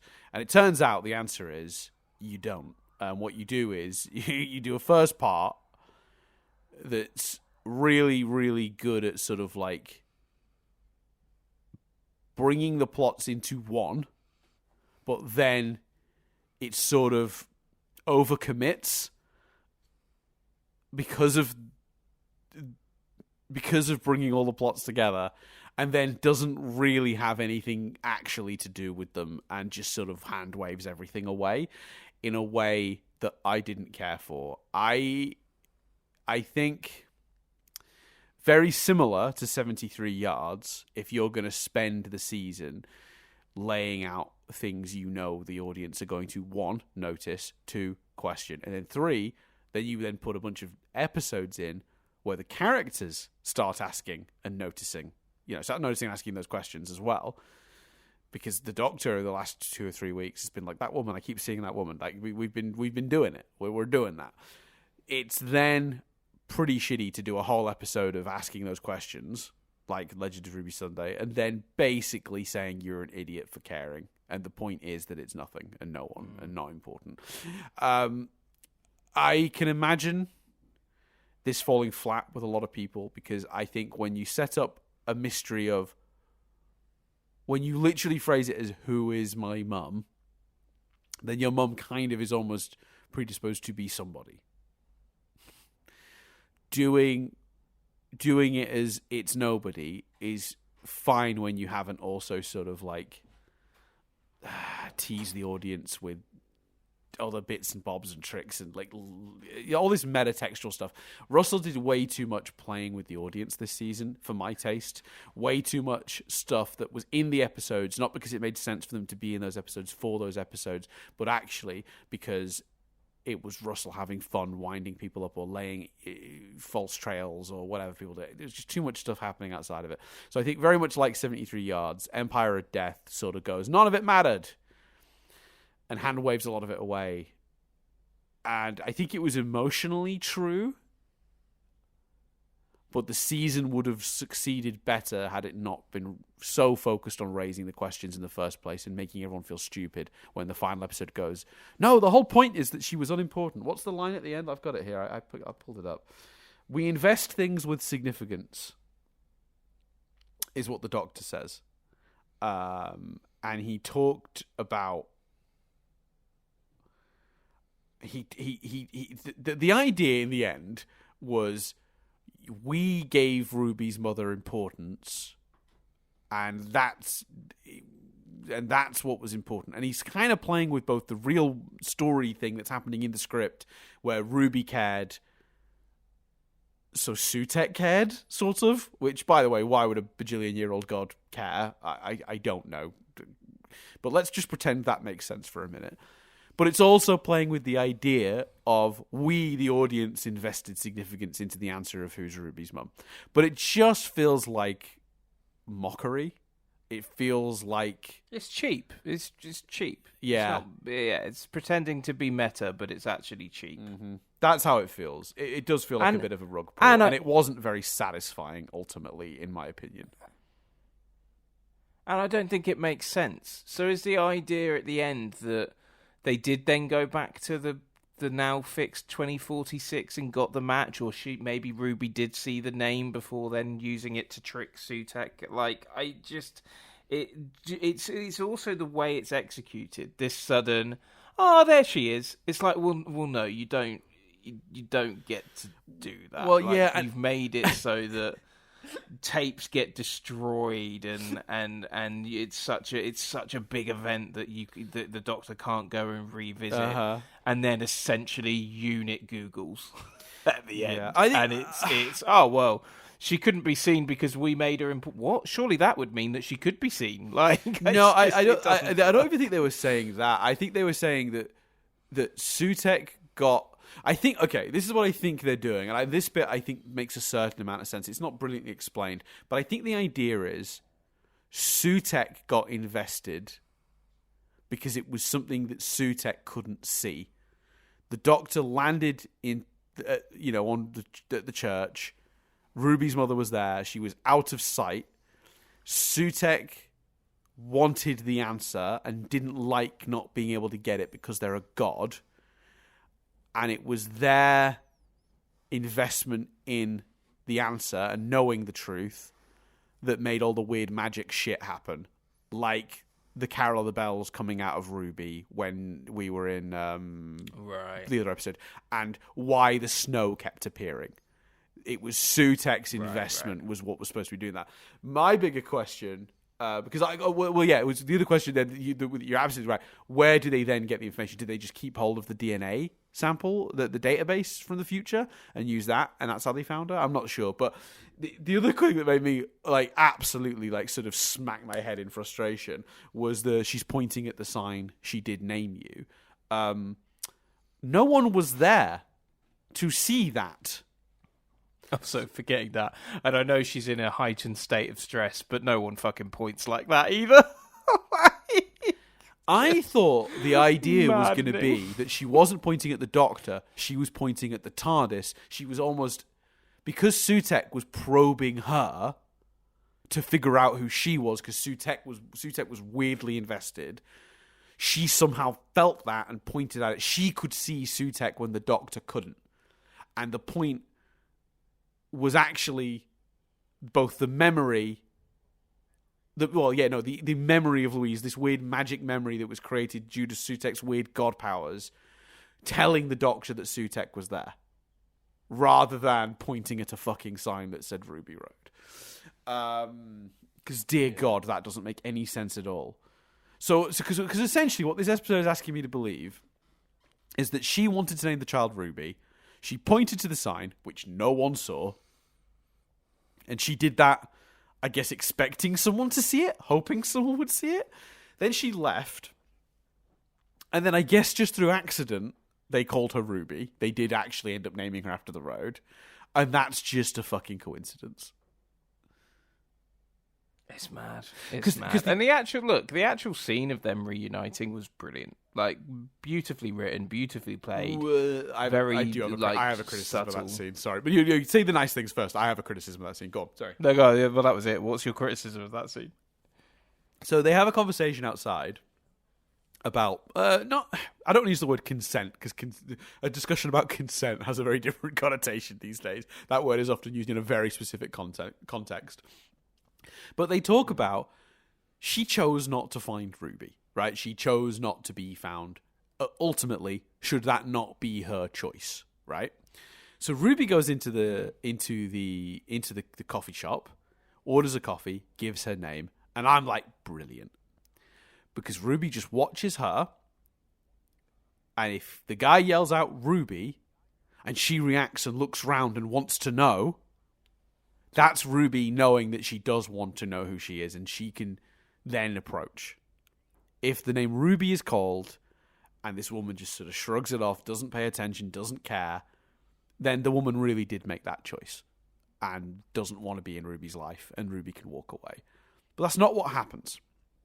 They have a conversation about whether it's right to make that choice. Ruby goes in and orders the coffee, and then awkwardly stares at the woman until she notices, blurts out that she's her daughter. They have a whole conversation, and then the guy says Ruby. It's... Why? Why did we do it this way? I don't understand, Russell. What your point was. Was the point of the ordering the coffee just so that it would, just before she believed it really was her daughter, she'd then hear the name Ruby, and that's the moment she knew? Is that the thinking? That's terrible. That's bad writing.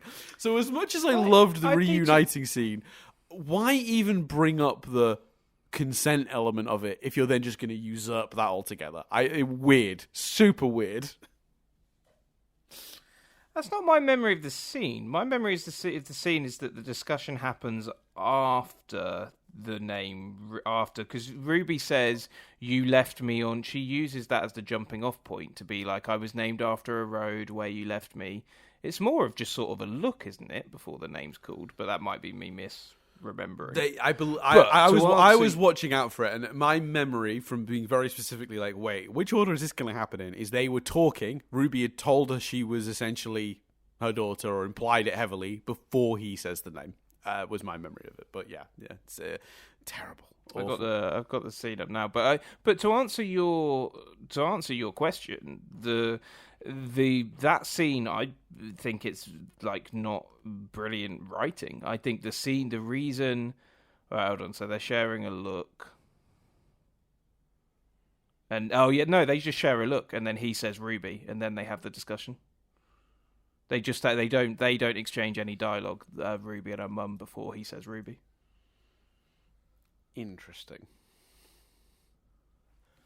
It's the kickoff. They've definitely had a look, though, of like, I read it as the mum recognises there's something about this girl and feels a connection.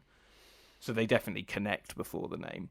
I think the consent, we keep calling it the consent, but the discussion between the Doctor and Ruby exists because it's part of the problem with the idea and the execution of the idea, which is, if she's not a god, if she is just ordinary, why the fact that she hasn't searched for her needs to be addressed. Now, I wouldn't have liked the execution of it, but I think it would have been better if it was just her explaining it herself later, where she says, "I thought you'd hate me. I was so scared to try and find you later on." I'm paraphrasing. She doesn't phrase it exactly like that. But I think just have that discussion. I don't know if you need the discussion between Ruby and the Doctor necessarily. It feels like Russell going, by making her ordinary, I've now got to address the fact that she didn't look for her. But it's like, no, I think I suppose, like you say, there's the God element of it, and I guess briefly there's the whole she didn't put her DNA anywhere or whatever.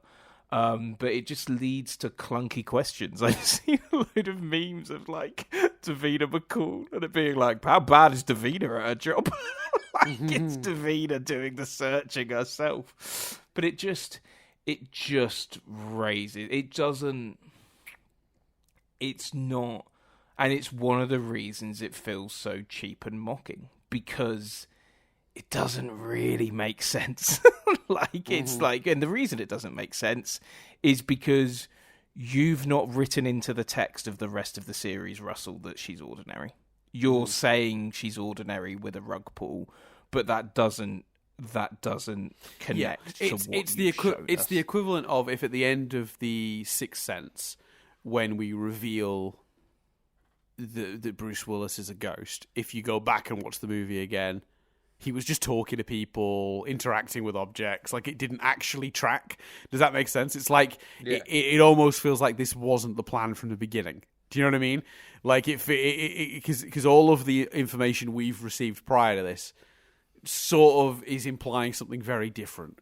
And I think hand-waving it is the word I used earlier with, well, Sutek made her important because he wanted to know, and the importance is the things we put on it, and we shouldn't put maybe so much personal value into, like, we're the ones that make these things matter, which again just feels like it's looking at the audience and being like, hey, you're the ones who gave a shit about this, it's on you. But I know the show made us give a shit about this by asking those questions, raising those questions, being so focused.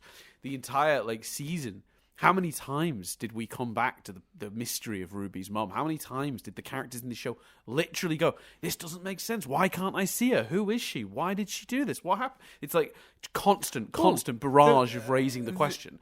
Don't do that if you don't have any interest in answering it in a satisfying way. The ambulance in Boom. Mm-hmm. For me, the ambulance in Boom is the big one for that. The machine doesn't know. This all-knowing machine that knows everything doesn't know the answer and malfunctions because it can't pinpoint who her family are. But that one has a built-in explanation, unfortunately, which is that obviously Sutek is there. Sutek's at the TARDIS. Sutek's, again, every time that she thinks about it and magic and weird shit happens around her, it's because it's supposedly because of Sutek's weird investment in not knowing something and wanting to know something, and it's interfering with the technology, and it starts snowing again. So anytime it snowed and weird shit happened, that was because of the magic or whatever, or the influence of a god nearby being like, yes, I want the answer, which is, a bit of a dumb explanation, but it is the explanation the show gives. Yeah.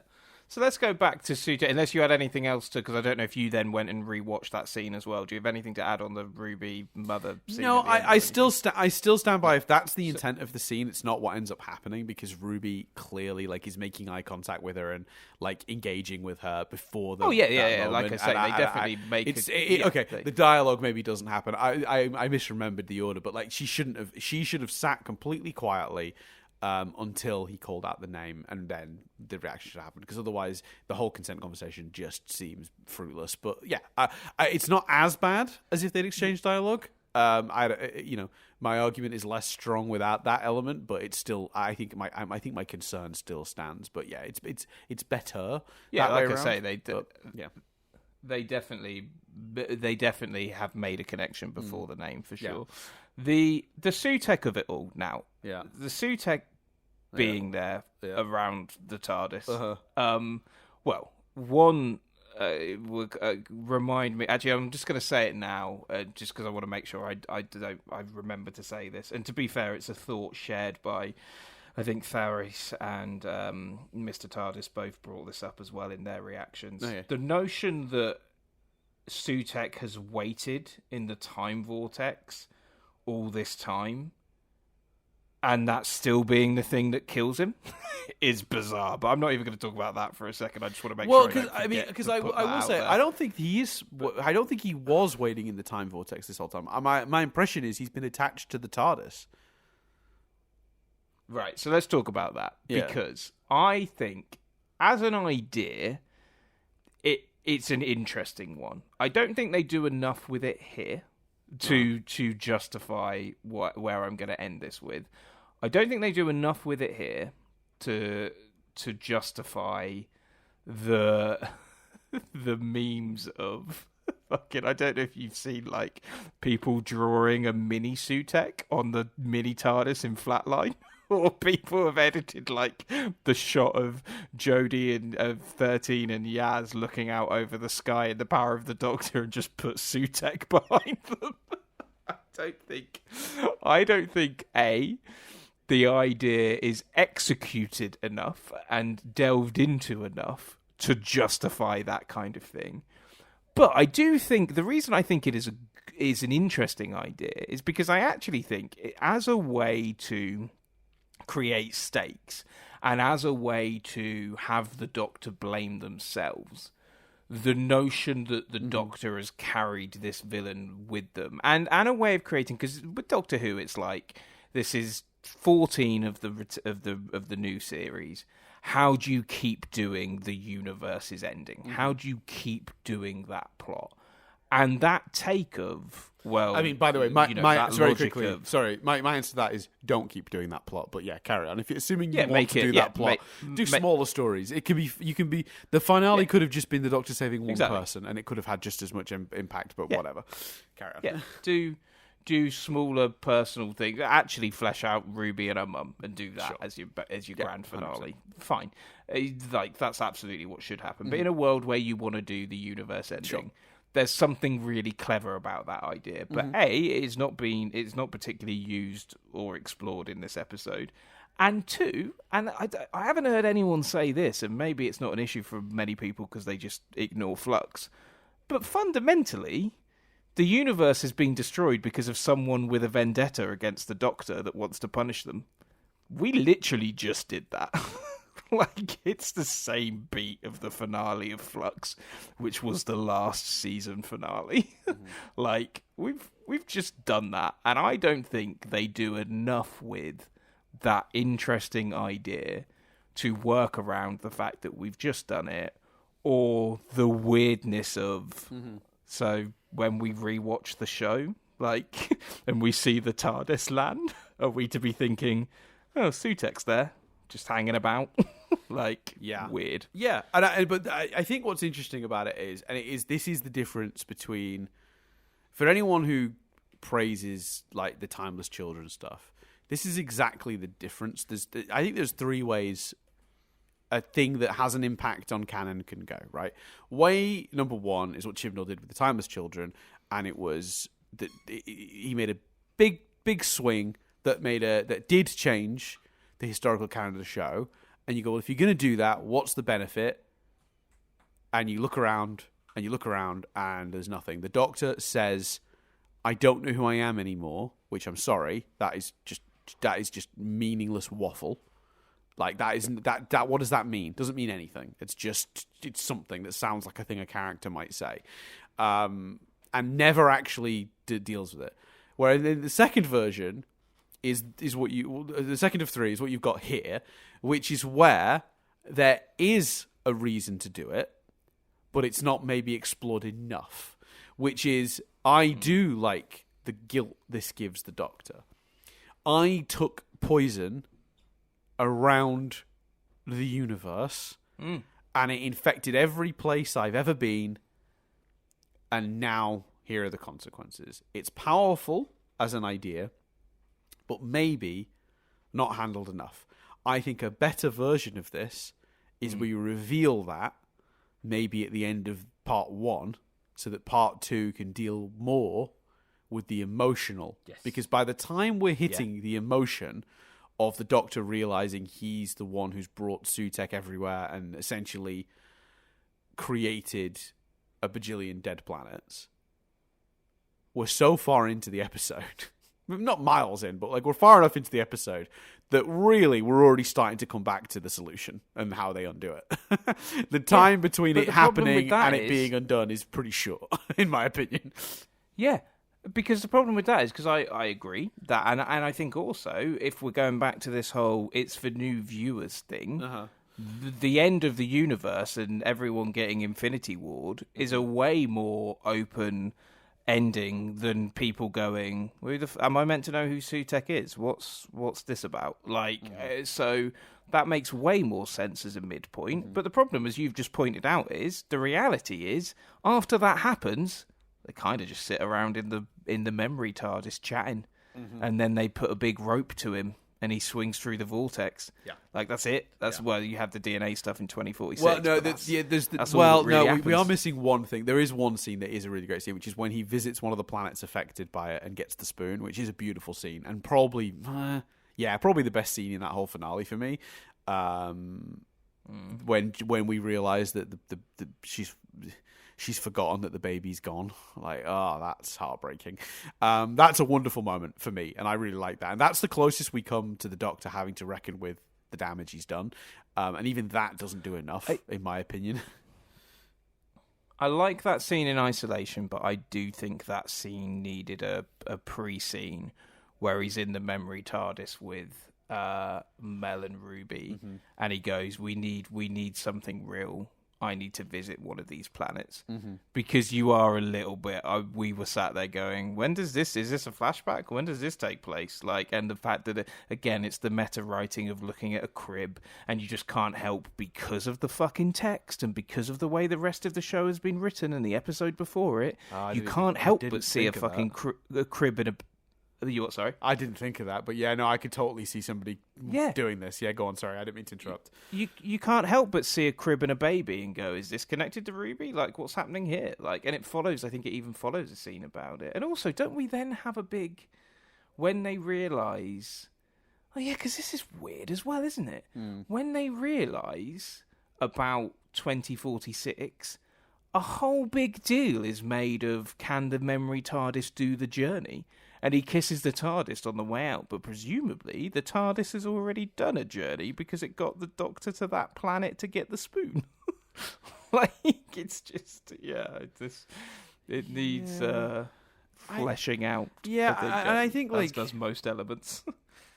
And I just think we're in a weird position where, with these episodes, there's just so much, because I hadn't even considered that you might read it that way, and that is issues. There's just There's the wrong kind of ambiguity, because of course the proper way, the third and the way of the ways to do this is of course to do a thing that sort of changes the history of the show, but the payoff is so good that it literally you're happy to accept it because they're actually going to use it to push the Doctor into a new place, do a character thing that's interesting, and ultimately I feel like this doesn't quite have. I tell you what, this is ambition ahead of adhesion. That's a that's a Formula One reference, but it's when they attack a corner at a higher speed than the adhesion they have on the road, the grip they have can handle, and they spin out. That's what this is. It is.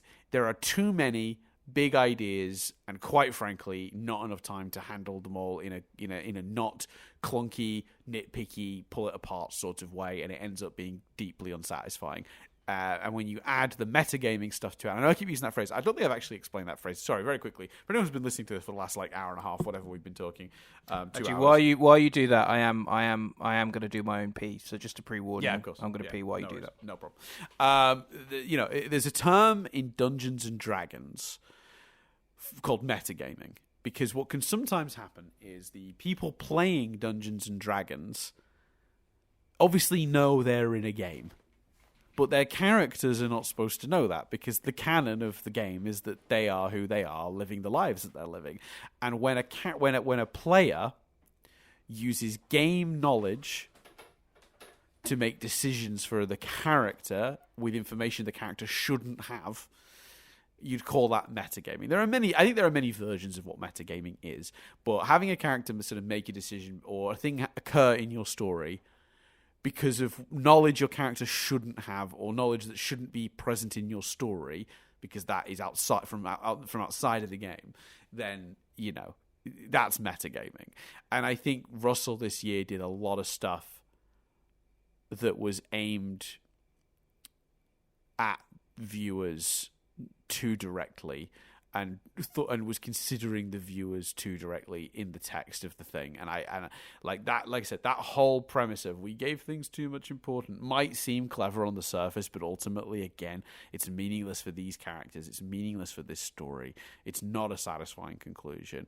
And I'm not saying I needed, Ruby's mum to necessarily be, Susan or any of those other wild theories, the Rani, all that stuff. And I don't even mind we don't resolve some of them on purpose.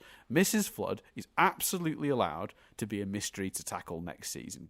Dear Lord, there's enough bad solving of the thousands of mysteries in this that I definitely didn't need for Russell to attempt to also cram in an explanation for Mrs. Flood that didn't work. I'm happy for that to have been left. But the ones we do directly solve here, I just think I think Chris Cann nailed it with cheap. They just felt cheap. It was too winky. It was too nudgy. It was too self-aware. Like, it was written with the audience in mind too much, I think, and that really hurt it. And I also think, again, you can't ask the question all season and then tell me that I was wrong for wanting the answer and for wanting the answer to be something more interesting than you were willing to give. So yeah, I think ultimately it was a pretty poorly. And look, Russell has a real history of this. I don't want to. Look, this was a really good season. We'll get to our rankings in a minute, but this is a really, really great season of Doctor Who. There are more good episodes than bad episodes by quite some way, and Russell's original era was absolutely plagued with great part one of a finale. Dear Lord, what happened? Part 2 of a finale. That is all but one of Russell's finales, sure. I think. No, 2. The first 2 were good, I think. Right? So we're talking about Parting of the Ways was good, and then Army of Ghosts. No, what was the one that comes after Doomsday? No. Doomsday, yeah. Yeah. I think Susan is a huge example of that. I will be so angry if we don't go back to Susan later down the line. If all the references to Susan were just, you think it's going to be Susan, but it's not. If that is it, and we don't go back to Susan next series, or at a push the series after that, I'm going to be so irritated, because I'm like, that plot just... That plot and all the time and the focus and reintroducing and explaining who Susan was was just a trick, nah. So yeah. Yeah, I know. I 100% agree. I think that's the other thing is it's not just that there was teasing. There was deliberate teasing that only makes sense to the audience. Teasing of things that it specifically winks to us, and that's kind of what I mean about metagaming. So yeah, to a specific part of the audience. Like I said earlier about Sutekh. Sutekh is a great cliffhanger for people that are familiar with Pyramids of Mars. Yeah. It means nothing to a new audience. Right. And the Susan stuff is a struggle as well. And that's okay if it's then explained properly and neatly in the next episode, which it isn't. Because, back in the day, we reintroduced the Master and the Daleks. And we did that in a similar way. Derek Jacobi, just at the end of the episode, is like, I am the Master. And if you don't know who the Master is, well, you wouldn't know. But that's okay, because the next episode, the Doctor explains it in a way that fits in with the context of the episode and makes sense and sort of reintroduces the character. Fine. You're totally allowed to bring them back, even as a cliffhanger, where it's like, oh, don't know, well, you'll find out next week. Absolutely fine. It's just that the actual way they then go and explain who Sutekh was in this episode is clunky as shit. And by this episode, I mean Empire of Death. That's the real issue. It's not that they end on the reveal of Sutekh. We revealed the Cybermen in a similar way in season 2. I said Master in 3. So it's and Davros in 4. So it's very Russell to introduce an old villain at the end of a season. Just less sure about the execution of how we then caught up our new viewers. So funnily enough, actually, on the subject of Sutekh, Neil Gaiman was actually asked specifically about this, because Neil Gaiman obviously wrote The Doctor's Wife, an episode that deals heavily with the TARDIS. The person asked, I understand this question may be a little spoilery for those who haven't seen the latest Doctor Who, to be opaque and spoiler-minded, but still ask the question. I'm wondering if you think the revelations in the recent episode would interfere or affect the nature of the characterization of Idris in The Doctor's Wife. Neil Gaiman, very to the point, not particularly. Think of it as a tapeworm.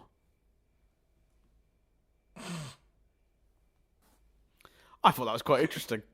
Yeah, this is what I mean. I don't think it's as impactful a choice as people actually think it is, because what they kind of implied was that Sutekh, in that sort of human-y form from Pyramids of Mars, globbed onto he cast Sutekh into the time vortex, then he got in his TARDIS and left, at which point Sutekh grabbed onto the TARDIS and went, you ain't going without me, you're not ditching me in the time vortex. And then Sutekh has been exposed to the time vortex, but also landing everywhere the Doctor has been, hidden in a sort of ethereal form, gaining power, evolving, becoming the figure that it is in this episode. That all makes sense to me. I don't mind that. It's not the worst sort of quote-unquote retcon the show has ever done by any stretch. Again, I wish they'd done more with it, but at least they did something with it. So yeah. Another interesting thing, Chris, technically, we did have a little reference. It didn't quite make it onto the screen, but there was a reference to the Absorbaloff in Empire of Death. Are you aware of this? No, go on.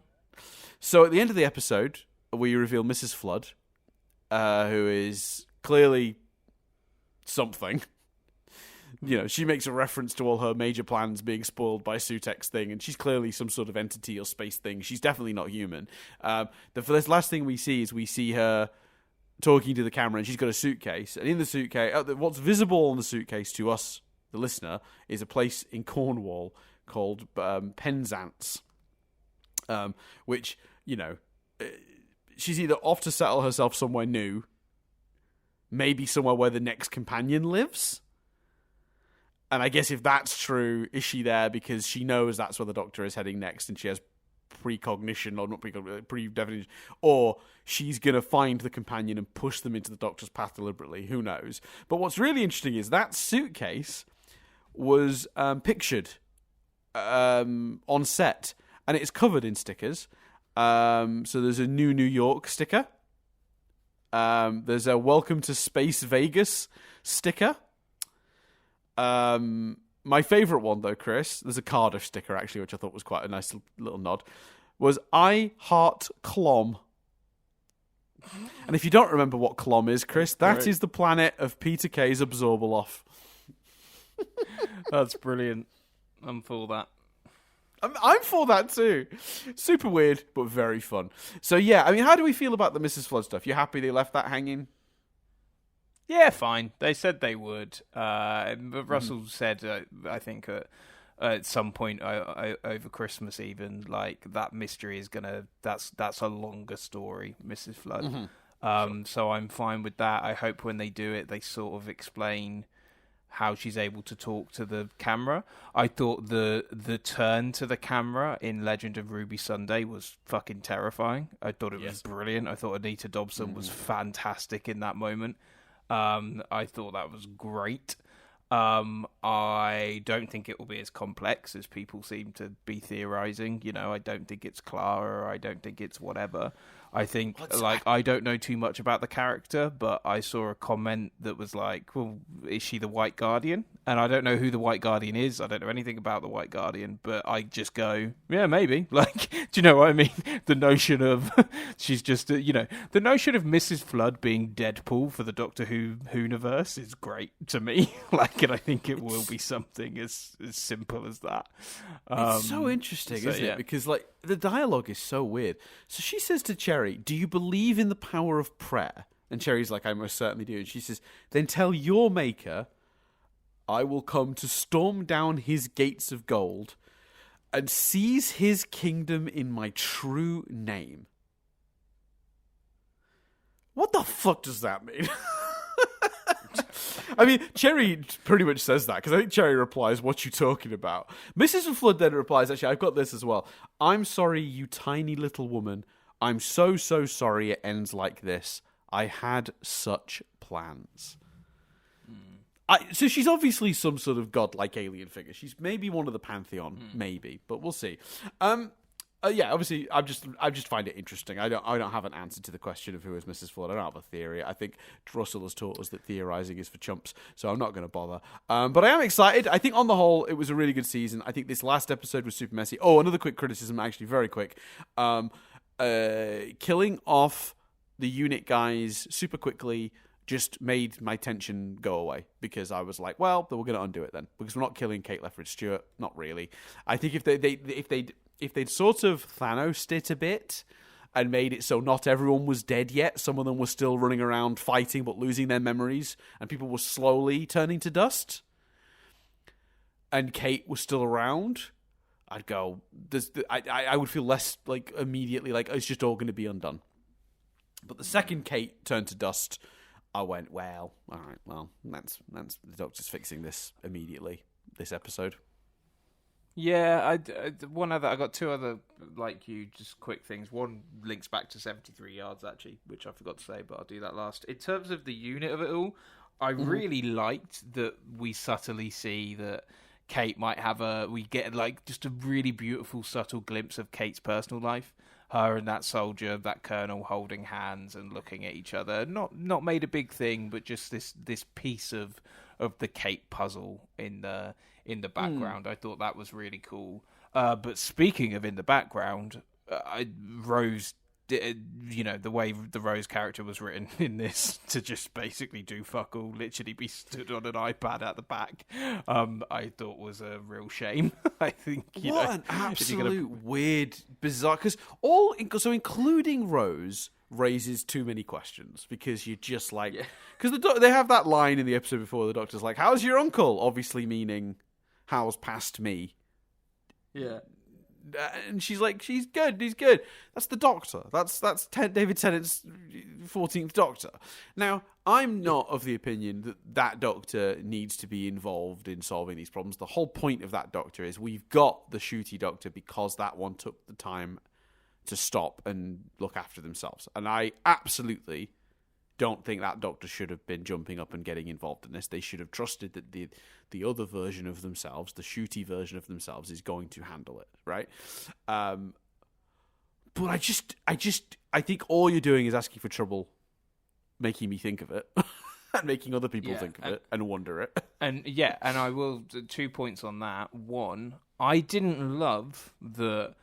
And I guess it's too complicated because it's an unnecessary callback. But I didn't love at the end 14's thing with Ruby being, I won't do what I did to Susan to you because you've made me feel differently about family. Because I'm like, the surely exact same criticism. Yes. Surely Donna has done that, and what you've just been through as 15, what you've just been through as 14 would have done this. Like, you could have just said, I'm not that man now. anymore. Yeah, I'm different exactly. now. You didn't need to make it about Ruby. That's weird to me. Too, but 100%. linked to that subject. Yes. A nitpick I've seen people give that I just disagree with and want to say, like, I've seen people criticise the 73-yard scene with Unit because they're like, why wouldn't they involve? It's weird that the Doctor's not getting involved in this. David Tennant's Doctor is sitting there. Why isn't he getting involved in this? But there is no is at this point. It's a really good example of that story feels massive. But it is one thing 73 yards for its faults is an excellent example of doing a personal story and making it feel huge and world-ending. Why on earth would Kate bring Ruby's having some difficulties with a woman who's stalking her, who Kate feels they can just bring in? There's no way she'd bring 14 to that. Like, of course she wouldn't. Like, it doesn't seem like a big deal to her. It's nothing. Yeah. It's you know, it's just a 14 little blip. Doesn't even 14 doesn't even know that's happening. Exactly, because it's not a big deal to the characters, and that's why it's a good example of, like, that story feels massive. Actually, that story is only massive to Ruby. Yeah, so I don't think the messiness of, like, you know, where's 14 is an issue for that. I will say as well, the last two episodes do an awful lot of good for Kate Stewart as a character. As much as I didn't love Empire of Death, I think, like, every scene with Kate in both, and it is mostly obviously Legend of Ruby Sunday, but both Legend of Ruby Sunday and her stuff at the beginning and end of Empire of Death is all brilliant. Kate Stewart continues to be one of the best things modern Who has introduced. I mean, to have a modern version of Lethbridge Stewart, but, like, the way they've characterized her, she's not him. She's different, and it's great. Like, her command of situations, but also her empathy and the way they don't interact, they don't conflict with each other is just so good. The way she's written, the way she's performed, she's another, like, you know, perfect amalgam of writing and performance, and she does a great job. And I like the new unit team, and I like that the new unit team shifts, because it's like, you know, no place of work has the exact same people working every single day. So a lot of people are like, where's Ruth Madeley's character? And I'm like, it's her day off. Lenny Rush is here. Like that's okay. Yeah, he is scientific advisor. Sure. No, go on. I know what you're saying. Go on. Yeah, as a big fan of Ruth Madeley, I was like, that was me. I was like, where's Shirley? Why isn't Shirley there? Yeah, I get it. But, like, I'm okay with them having, like, you know, rotating people. So this week we had Lenny Rush's character, whose name I've forgotten the character name, but was a great character, fun character, performed brilliantly. All on board with Lenny Rush Morris. and that character. Although Morris, thank you. Although I'm not sure fitting someone that young with an automatic weapon in their scooter, it was a good idea, just in general, but fine. And I mean, I must admit, I kind of rolled my eyes in a good way at the goofiness of them all just trying to shoot Sutek, because it's just it's so unit, but it's obviously not going to work. Like, it's such a dumb, feeble attempt at solving the problem. Everyone fire! It's just pathetic. I love it.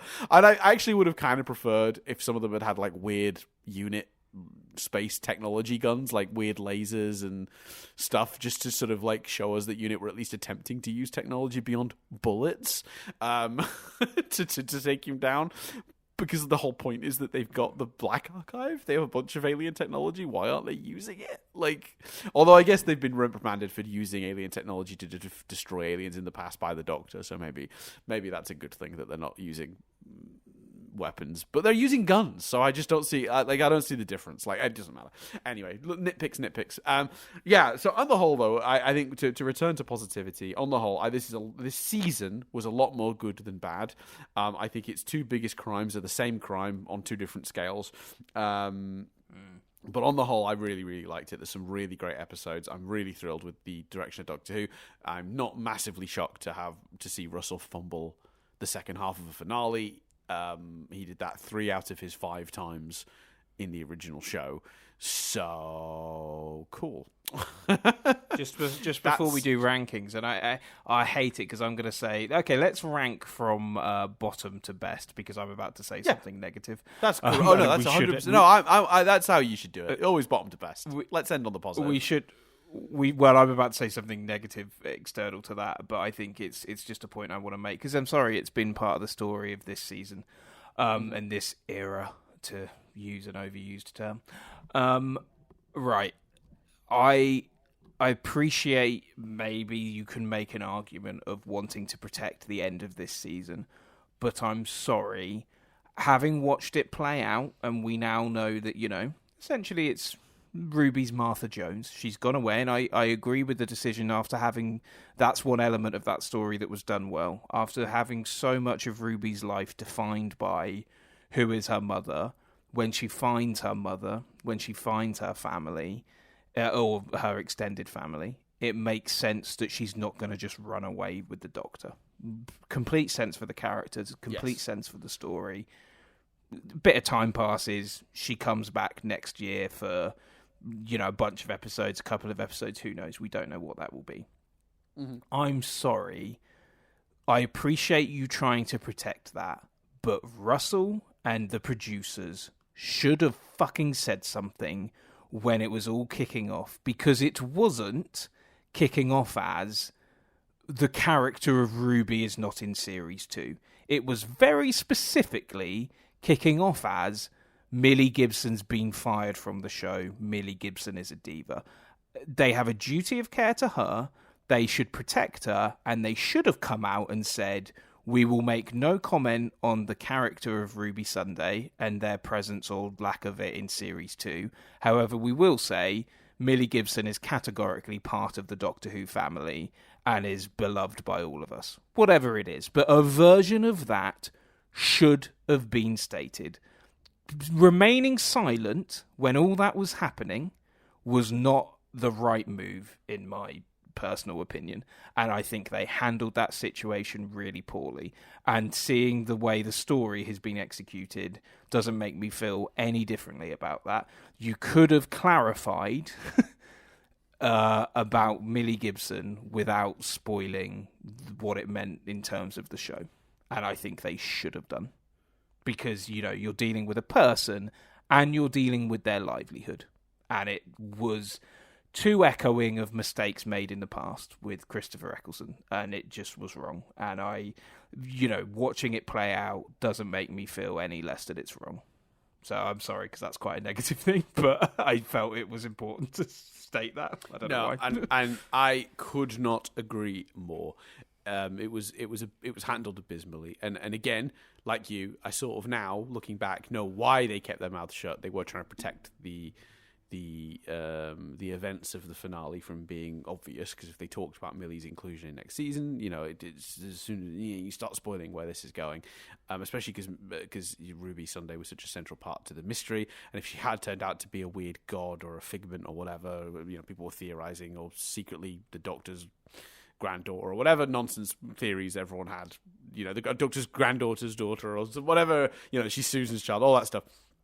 Obviously, you don't want to give any information about that character's inclusion, because you want to sort of like put the focus on the series and where it's going. But as Chris pointed out, there was just no reason to not defend Millie, which makes me worry that maybe there was some animosity, some ill will. But that's exactly Chris's point. I wonder that because they stayed silent. So yeah, terrible, absolutely terrible. They do have a duty of care. She's young and impressionable, and does need to be to some degree protected, or at least given the decency and respect of just like making sure that you come out when she's being attacked like that and calling those horrendous headlines out for what they are.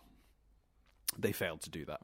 So yeah, massive shame on the team for that. I think any one of them, producers, writers, actors, could have come out and actually said something, and no one did.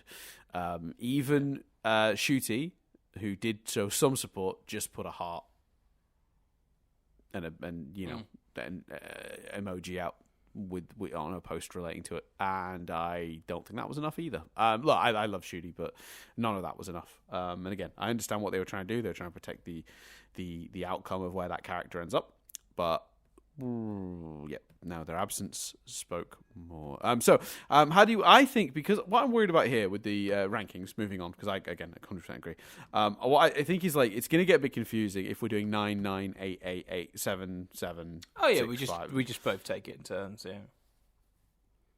So I just go through my rankings top to bottom, and then you go through your rankings top to bottom. Is that what you're saying?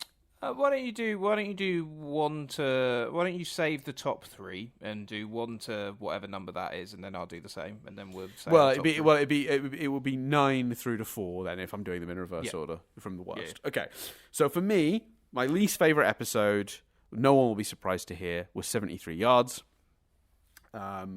Next, Space Babies was good and fun, but not a masterpiece. I just think, like, it was fine. Empire of Death is 7. I think it's above Space Babies. Actually, maybe by accident. Actually, maybe that should be 7 because it was dreadful. Oh no, No, I think there was. I got at least. I think at least Empire of Death was trying to do interesting stuff. Space Babies was just like perfectly adequate Doctor Who with some silly stuff. Whereas I think Empire of Death was trying to reach for more and failed.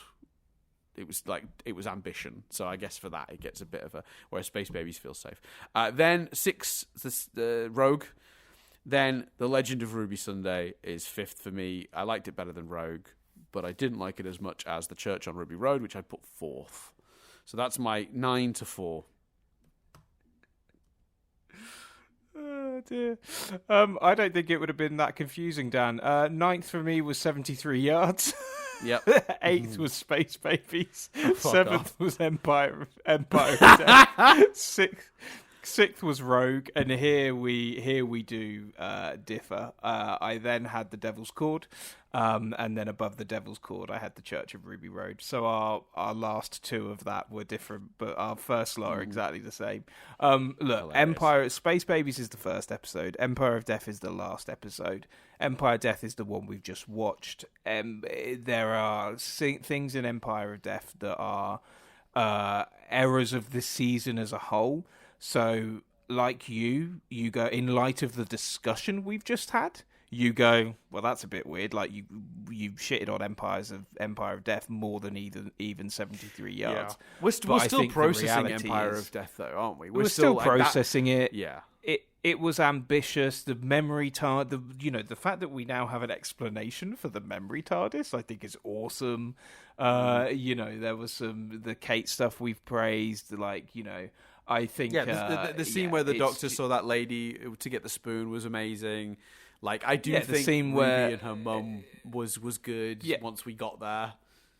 And the ideas, there are ideas in here that are way stronger and more interesting thematically than Space Babies. So that is why it's above it.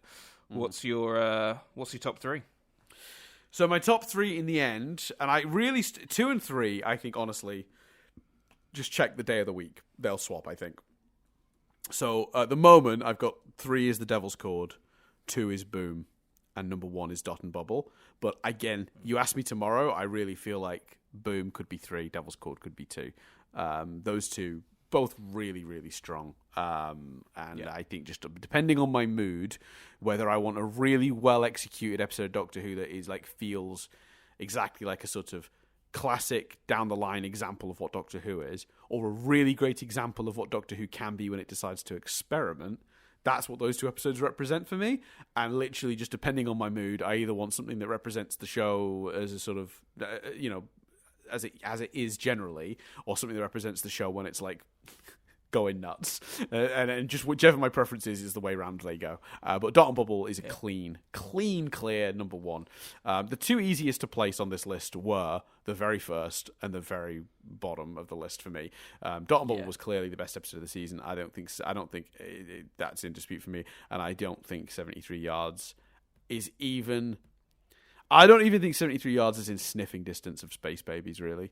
I think the rest of these episodes, they're in the order and there's not a big gap between them. You know, it's just slowly like going down that list. But when you get to Space Babies, the gap between the quality of Space Babies and my ire for 73 yards is massive. So yeah, sorry everyone. I know that's a popular episode. That's just how I felt. How about you, Chris? Top three?